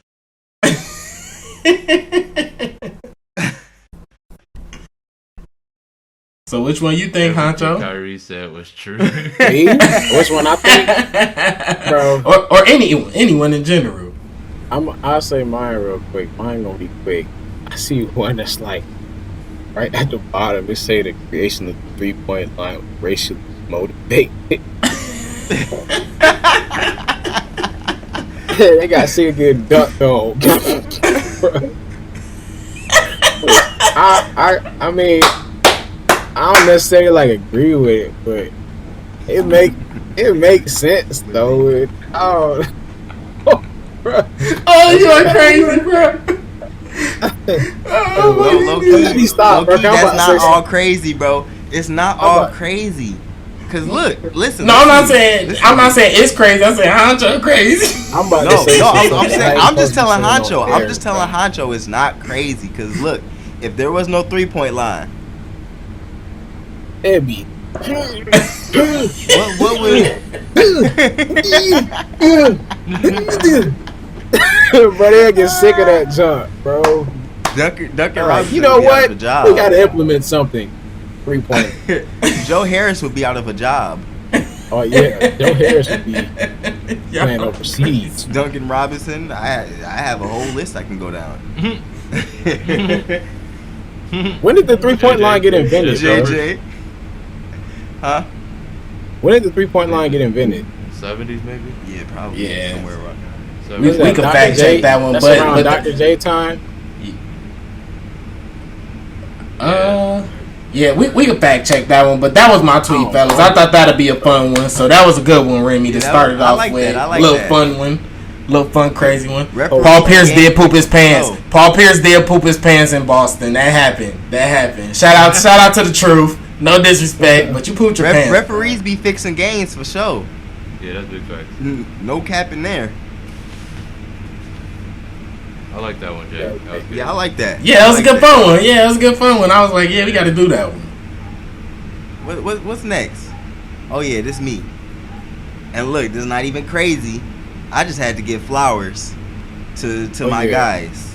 I had to give flowers to my guys. I got to show them recognition. So, look, Derrick Rose and Melo both helped their teams to playoff victories this week. Derrick Rose did not play 2018. You know, when everybody was like, Derrick Rose just disappears on his team, that whole thing. And then Melo got kicked out of the league in 2019. For no reason. He got kicked. For no reason. And now look at these guys right now. So, I mean, I'm glad this one could really be quick, but I really just wanted to put this up here because these two guys have really been thrown under the bus and really made to seem like they can't hoop when these boys are hooping. These boys are hooping. Hey, shout out Carmelo Anthony, top 10 scorer all time. Right. As a dude that has been a Carmelo Anthony fan throughout his entire career, just honestly blessed that I've been able to appreciate his career. I feel bad for those people that wasn't able to. Shout out Melo. Shout out D-Rose. I enjoy. I just was saying the other day when we was all talking, I said I enjoy watching D-Rose in this part of his career, bro. I said I enjoy this part of his career more than his MVP career. He did say that. Obviously, the athleticism was eye catching that early on, but he's playing really good basketball right now. The game is it's just coming to him. Man, the way that he played the game now, the speed at which he plays the game now, oh my god, I enjoy it. I really do. And real quick before somebody else hops in, dang, my mind went blank. What's I gonna say? You to go? Nah. Something about these fellas. Facts. Bro, no. Facts. No, that's cap. But just again, bro, these guys have really been balling. And people really thought like people really think they can't hoop because of what the media portrays out to the people. The media, huh? Man, and I know that's gonna lead to something else. I already know that's gonna lead to something else. But yeah, the media will really fake casual viewers into thinking something that's not true. Yeah, so yeah, that's I agree with this tweet. I mean, just D Rose, when he first came in the league, he was one of my favorite players to watch for sure.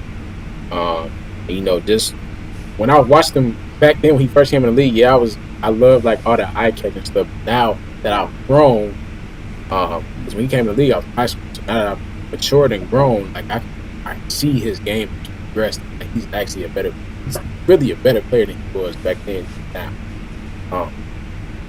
so just seeing his game progress is amazing to watch. Melo, I don't even see why people counted Melo out. I don't even see why. I don't get it. Melo is one of the greatest scorers I've ever seen in my life. So yeah, man, shout out to them boys, man. Keep balling, keep doing y'all thing. it's amazing to watch. I'm really actually it's crazy seeing D Rose doing what he's doing now. I've never seen that done ever. Shout out D Rose, man. Shout out D Rose.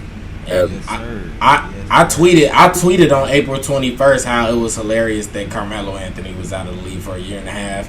And I'm going to leave it at this because when we first did our playoff breakdown, I said that Carmelo Anthony would be the reason that the Blazers could take this series. And he went out there game one, gave it 18 points.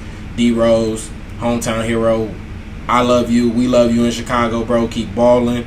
I'm going to try to get out. Hey, y'all heard it here first. Hey, I'm going to try to get to one of these games Friday or Sunday, and I'm going to wear my Derrick Rose jersey. So I'm going to keep y'all posted on that. I'm definitely going to try to go to one of them boys. Hey, if y'all watching that game, look courtside. I'm sure you'll see Jay. Y'all watching that game, y'all will see Jay courtside. We can hit the next tweet, Remy. Shout out to Lamp for this tweet, man. That's a beautiful tweet, man. Shout out Lamp, good tweet. That's a great tweet. God, So God. I said we gonna talk about it. I'm sorry, bro. Y'all better be glad we on a time constraint. Stephen A. Smith clearly missed the point of what Kwame said, and it's just very straight to the point. So to recap, I'm gonna give y'all a very, very quick recap, and for those who don't know, please go and watch Kwame's videos on YouTube. You will very quickly get caught up. Long story short, Kwame Brown was the number 1 draft pick in 2001 draft. Kwame Brown did not have a very good, coming out party as a pro, which led to Stephen A. Smith basically becoming who he is today by a very famous rant that he did against Kwame Brown when the trade between the Lakers and the Grizzlies happened. Essentially, what he said was the Lakers should throw a parade because Kwame Brown is gone, and that he can't. His hands are too little. He doesn't have a post move to recall. He can't shoot. He can't rebound. I mean, he basically just tore his game up. He just completely obliterated this dude in his analysis of him. Okay, so Kwame has sat quiet over 20 years and been the butt of all these jokes, and he finally had enough recently with the All the Smoke podcast with Gilbert Arenas was on the show, which show is Stax and Matt Barnes, Steven Jackson, for those who don't know who Stax is. So they've been kind of going back and forth via social media, via live stream videos, but Kwame Brown has made some very valid points. Kwame is trying to dismantle what the media has done, in particular what the black community in the media has done for other African Americans in the league, in sports in general. So his big point, his overarching point was that we need to start holding these people accountable because the narratives that they're creating are not healthy for our community. For example, Stephen A. Smith went on there and called this dude a bum repeatedly to the point where he's synonymous with the word bust. When you think of Kwame Brown, you think of the word bust, which in the NBA terms, he did not live up to the number 1 pick. So, in reference, Kwame Brown put up the same numbers in one of the seasons that he was in. He put up the same exact numbers as Tyson Chandler and DeAndre Jordan. Well, both of those players were able to receive multi-million-dollar deals to play for each respective team that they ended up being signed to, whereas Kwame Brown had to take a 1-year, $7 million deal. Why? Because no team wants to trade or to bring in a player that is synonymous with the words bum, bust, not being good, etc. So as you could imagine, a person like Stephen A. Smith made his career that much harder. But I just want to hear some of you guys' take on the Kwame Brown saga. We don't necessarily, it doesn't have to just be about Stephen A. But I do want to hear some of you guys' take. We haven't really talked about it, but enough is enough. We got to talk about this. This is a pretty big thing. He's getting, over 100,000 views over all his videos that he's posting. So I'm gonna kick it to Lamp just because he's sitting here with me. Let me hear your thoughts, your perspective when it comes to the Kwame Brown saga. Bet. So let me start with the Stephen A. stuff. We literally just watched the video not too long ago.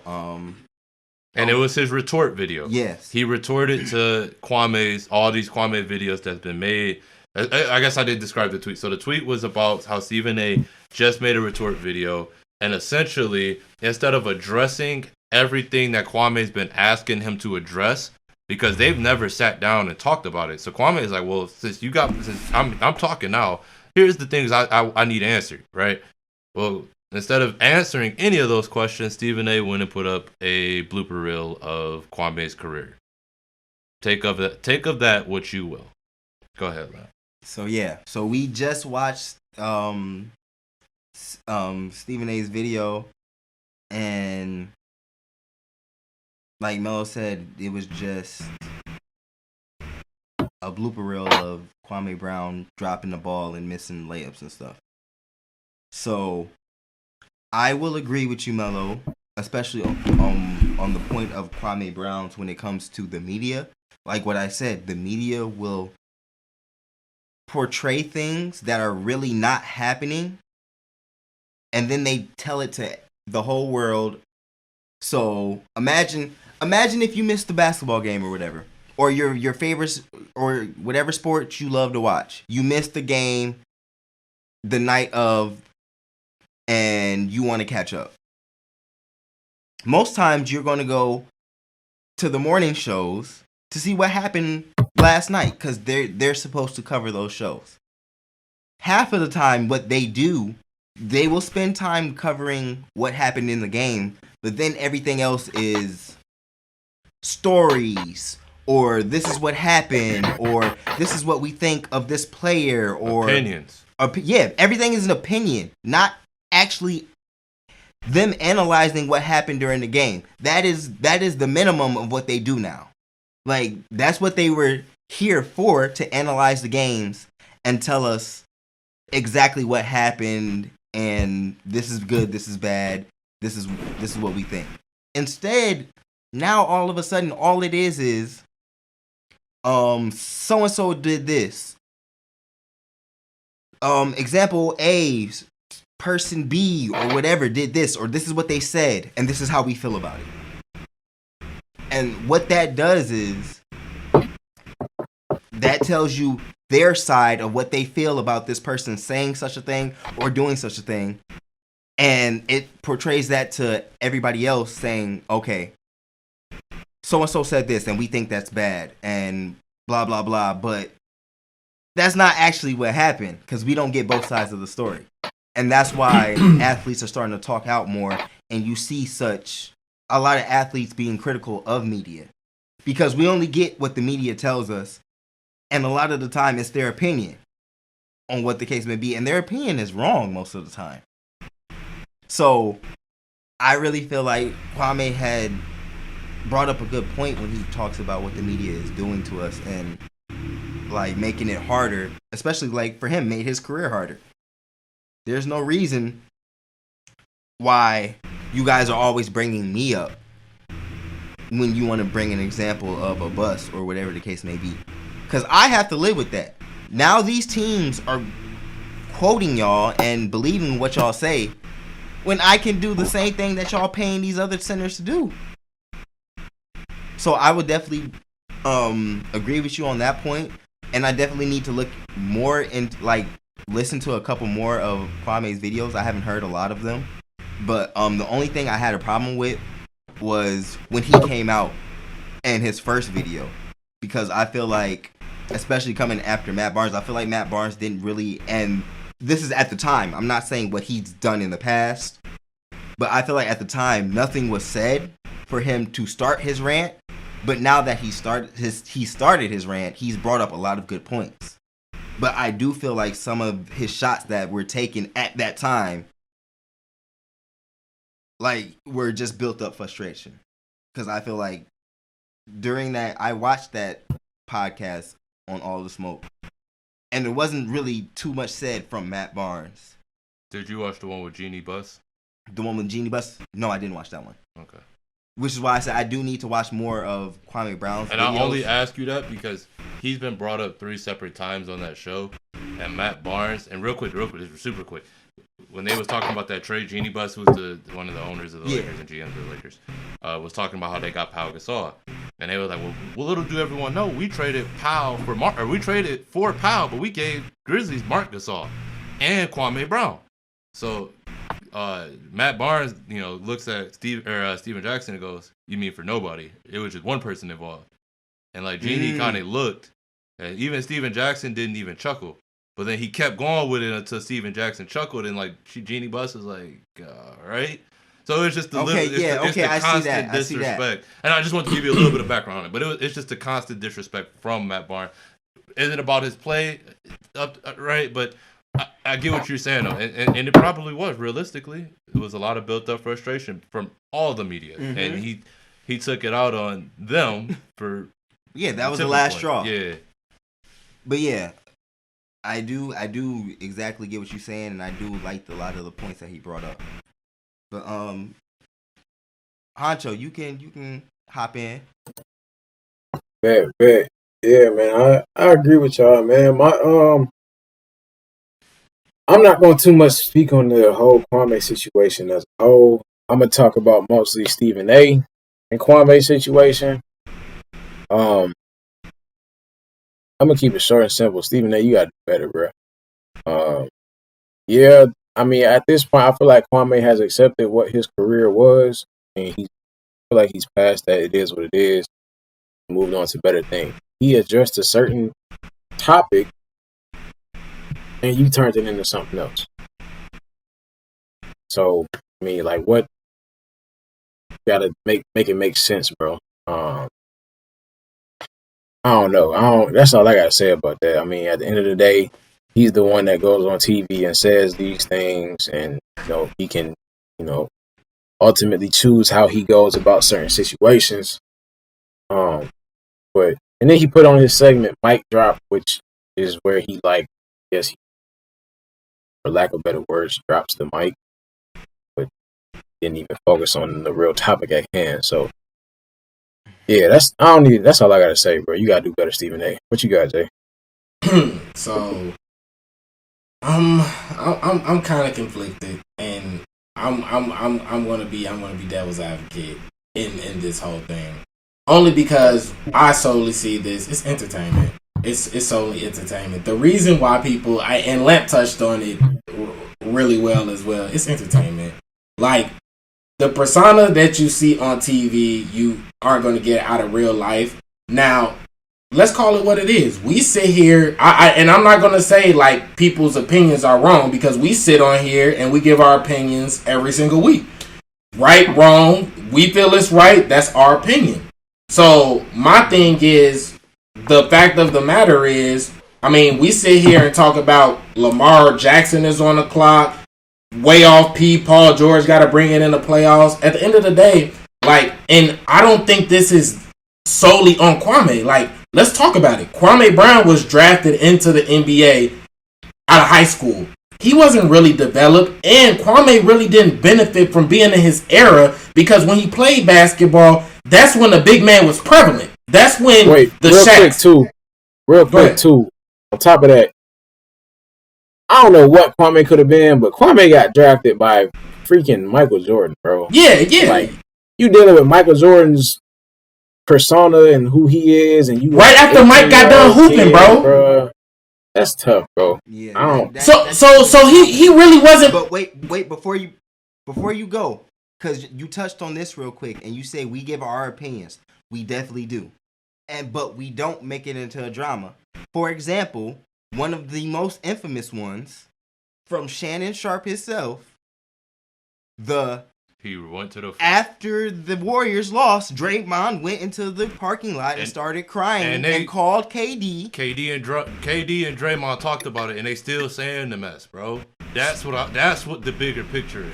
Yeah, and I don't disagree with you. Like I said, it's entertainment. It's entertainment. Like, we come on this show and we want to talk the real. You know what I'm saying? And let's keep it real, as quiet as kept. Yeah. A lot of reasons why some of the we just talked about Joe Budden, a perfect example. Joe Budden, we just talked about how good lyrically Joe Budden is, but his attitude and stuff, it throws fans off. So Skip's made a career off bashing LeBron. You know what I'm saying? So that's what he's going to do. So I don't disagree with y'all in that aspect. I'm just saying I don't really care about it because it's purely entertainment. That's all. But my point is for Kwame is like, let's keep it real. The things that don't get talked about basketball is scouting, is coaching. Like we recognize the great coaches, but we don't talk about the terrible GMs. We don't talk about the terrible coaches. And Kwame just didn't benefit from being a #1 overall pick, being with Tim Duncan. Shaq was still balling at the time. We got all these really good bigs, and people are drafting from the front office. Oh, we need to get us a big. We need to get us a Greg Oden. We need to get us a Kwame Brown. You know what I'm saying? And I don't really feel like he was developed to be that guy that they wanted him to be. And at the end of the day, Kwame still won. Stephen A. said in 13 years he made $60+ million. Keep on doing what you're doing, my brother. You're winning in life, bro, because that 1% a whole bunch of people can't even do. You know what I'm saying? So I don't disagree with what Kwame had to say, because what Kwame is doing, he's being real. And people don't like to hear real. People don't like to hear the truth. But people will sit up and watch Stephen A. because Melo touched on it, and I think he's going to touch on it a little bit now. He's a caricature of himself. I don't think he, is like that in real life, you know what I'm saying? But stay off the weed and, you know what I'm saying? That's just the entertainment of it, you know what I'm saying? And that's not to say that he don't know sports or, we trying to diss him or anything. That's not the case. I'm just saying it's purely for entertainment. Kwame, you're a winner, and you made it to the NBA. You may not. A whole bunch of people don't get Shaq numbers, Tim Duncan numbers, Hakeem numbers. A lot of people don't do that. So, like I said, I just leave it at that. Just keep it. But to the tweet's point, his point was missed, but it was solely missed because of entertainment purposes. And before we move on, you're right. This is entertainment. But it's a difference between people who actually know that this is for entertainment and people who actually take this as the word and this is what's really happening. Mm-hmm. And that's a lot of people in hindsight when you look at it. And when the media spews this entertainment that's supposed to be funny and you're supposed to love, people take that as the real. People really take that as the real, which is the problem. Yeah, I don't disagree. I'm not saying it's a problem for them, and I'm not saying it's a problem for them to come up with this stuff that is supposed to be entertaining so they can get more ratings, because that's what you want to do. That's basically how you're going to make your money. But you still have to watch what you are putting out there, because it also affects other people besides the people in the media. That's all I'm saying, and I'm glad you brought it up as entertainment. But a lot of people don't understand that it's entertainment and not actually what's going on. Go ahead, Melo. Close us off, bro. You got to get your comments in. Just to close it out, I feel what you say, Jay. I don't totally disagree with it. The only thing I would challenge our listeners to think about is, why are we always the butt of the jokes, though? I agree. And that's Kwame's point. This ain't about Kwame Brown. Right, exactly. Kwame's biggest point is Stephen A. Smith, Charlemagne the God, the Matt Barnes and the Steven Jacksons and all the DJ Envy's, all like y'all have a platform to really do some good in our community as far as uplifting our people. Y'all realize Charlotte and I was a Breakfast Club fan. But then, like, after this recent just back and forth, it really started making me open my eyes to Charlemagne. Like, do we realize he really has built a platform off of disrespecting and asking disrespectful questions to our people? Mm-hmm. Which is why when he come across people that don't go for the keys and all that, it's a little bit different of a tone. But they find a way to spin all that stuff into making them still look like they like that the other people crazy, or the other people, like I said, I just challenge people to actually listen to Kwame to hear that perspective. And we talked about this off air. I'm not saying he's right on everything he's saying, but do I think that his overall big picture is something that needs to be investigated, I believe so. I just believe that at some point we need to stop building. These people need to stop building their platforms off of solely bringing down our people and making that be they basis of entertainment. I don't like. I think it's time. It's 2021, and we finally got we starting to get people's ear, and it's like they using us against us. Like for example, Charlemagne went straight to violence, and bringing up his dad and his brother. Why? And then apologized saying that well, I thought that would help people understand him. What the heck does that have to do with anything? Right? So it's those type of things that are eye-opening, and hearing Kwame speak. But we can definitely, like I said, we can definitely keep it moving. What's the last one? Last one with me, this is going to be quick. It's going to be real quick. Y'all see what it say. Healthy Julio Jones, wide receiver number 1. It says fully healthy Julio Jones is the best wide receiver in the NFL right now. Profit. I'm done. Okay, yeah, Profit. Do we have to spend much time on this? I'm done. Profit. Done. Fully healthy, Profit. Bro, Melo? nothing to talk about.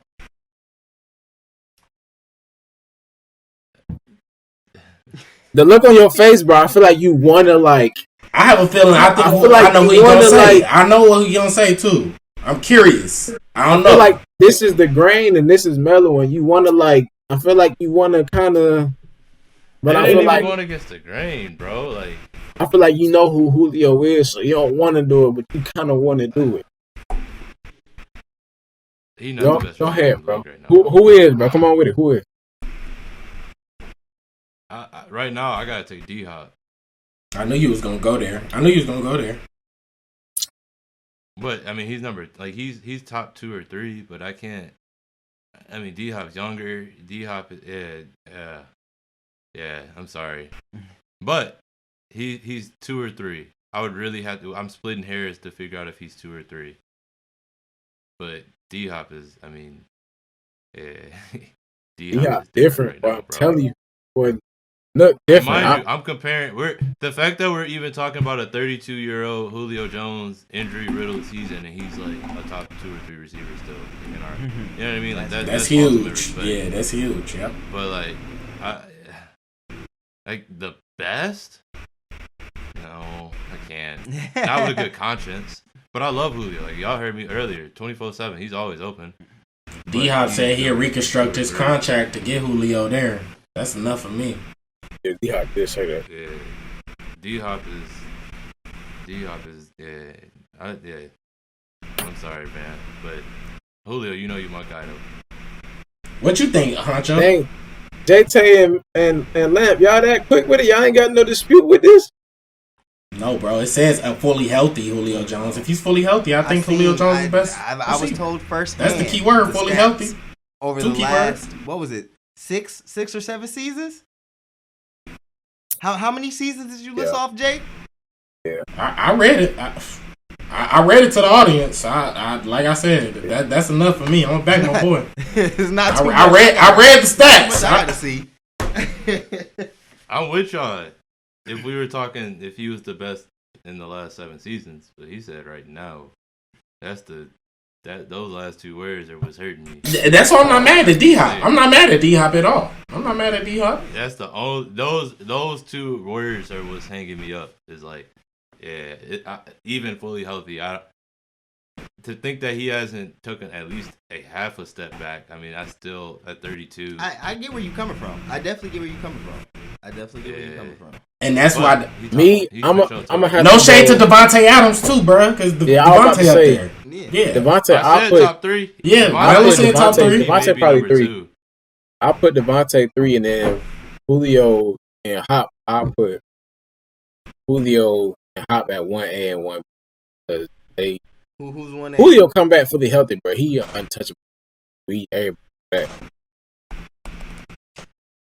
That's all I got though, man. What's up, man? What is it that time? Yeah, man. Let's keep it. Let's give our shout outs, man. Yeah, another great episode, fellas. I'll go first. I'll just go first. Be quick to get it out the way. Appreciate you, fellas, for sure. I just want to shout out Flyyr Pop. Shout out Remy. On a super time constraint today, and he still puts in 110%. So just want to shout out Remy. Just want to shout out all my friends and family, everybody out there grinding. Keep on pushing. We are halfway through the year, almost halfway through the year. Just want to get some uplifted spirits, and we about to turn it up. Lamp, you on the clock, bro? Birthday up next, so go ahead, shout out, bro. Yeah. Oh snap! Yeah. Next month, the 15th. Boy, your boy is the birthday will be celebrated. I don't know what I'm finna do, but I gotta make it something to remember. But shout out to you boys. Y'all make this easy. Shout out to everybody watching. Like I say, almost every episode we do this for y'all. If it wasn't for y'all, we'd be on the first bill. Amen. So shout out to everybody who's watching and who's supporting. We all of us, and I know we all do appreciate it from the bottom of our hearts. So shout out to you guys. Give yourself a pat on the back. You feel me? Big facts. And y'all know if y'all need them headshots, y'all know where to go. Headshot. If y'all need them headshots, y'all know where to go. Shout out to Aaliyah Photography. Hey, let's get it. Yeah, for sure. Shout out, Go get y'all pictures taken. I know y'all love to put stuff on Instagram, so if you want to get them likes up, you know where to go. And also shout out to the Vision. Who Vision? Oh, you know Huncho Vision. That guy. But for real, go support. Go support my man's. Like he really out here doing his thing. And he keep working, so it's only gonna get better from here. So if you really want something done, you better get it done now, while you can get a good price. For 11 shows. He really has been telling y'all the price. Okay. It's gonna go up. It's going good. Okay. Yeah. Just trying to stay consistent, man. Shout out to y'all boys, man. Shout out everybody listening, man. Wait. Hold on. Are you still going? Oh, my bad. I got one more. I got two more. Oh, you got another one.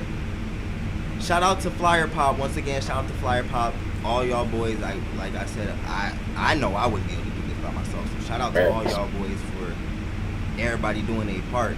And then last but not yes, least, sir. Do that. I can't believe I almost cut this off, man. I'm sorry, bro. No, you good, bro. You good, bro. Bro. But like I said, last but not least, shout out to the Frequent Flyers. We on all streaming platforms, so go check us out. And yeah, go support. Go listen to our music. That means a lot to me, for real. But go ahead, Huncho. Man, shout out Frequent Flyers, man. Check them out, man. Nice, man. They deliver all the time. Straight fire, man.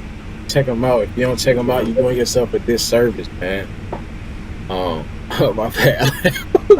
Hey, man. Shout out to y'all boys, man. Shout out to everybody listening. We appreciate y'all always. Just for y'all tuning in to us always. Shout out to Flyyr Pop. Shout out Jay-Tay Photography, all that. Last but not least, quick shout out to Norris Vision, a business.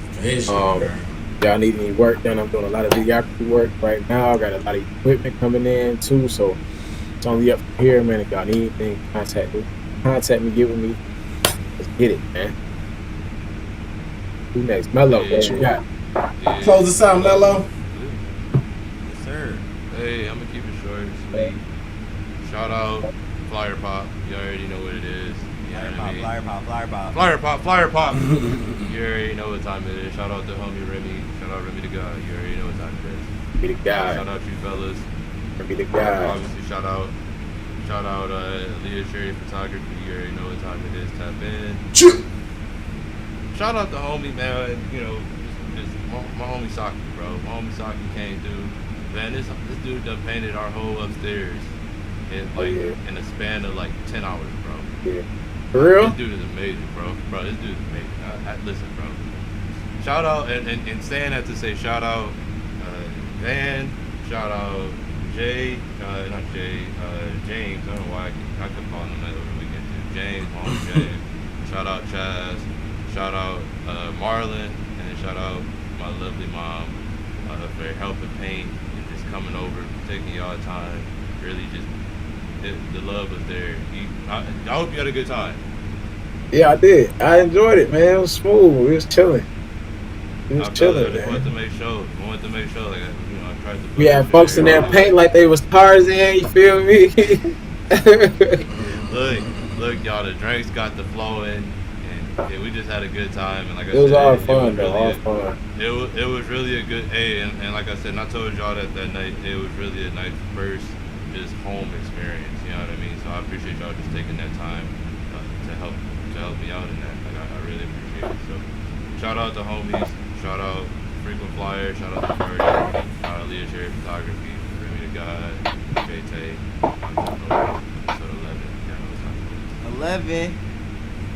Hey man, 11 always remind me of Rocket Power. I don't know why. Because Otto had that Otto. episode when he turned 11. I swear when I was a little kid, I wanted to turn 11 so bad. Late 11s. But yeah. That's the best shoe. Double An one. episode. Shout out. And the party is out. Hey man, bring my bottle this weekend when you here. Just like that. Party out. Gangsta boy.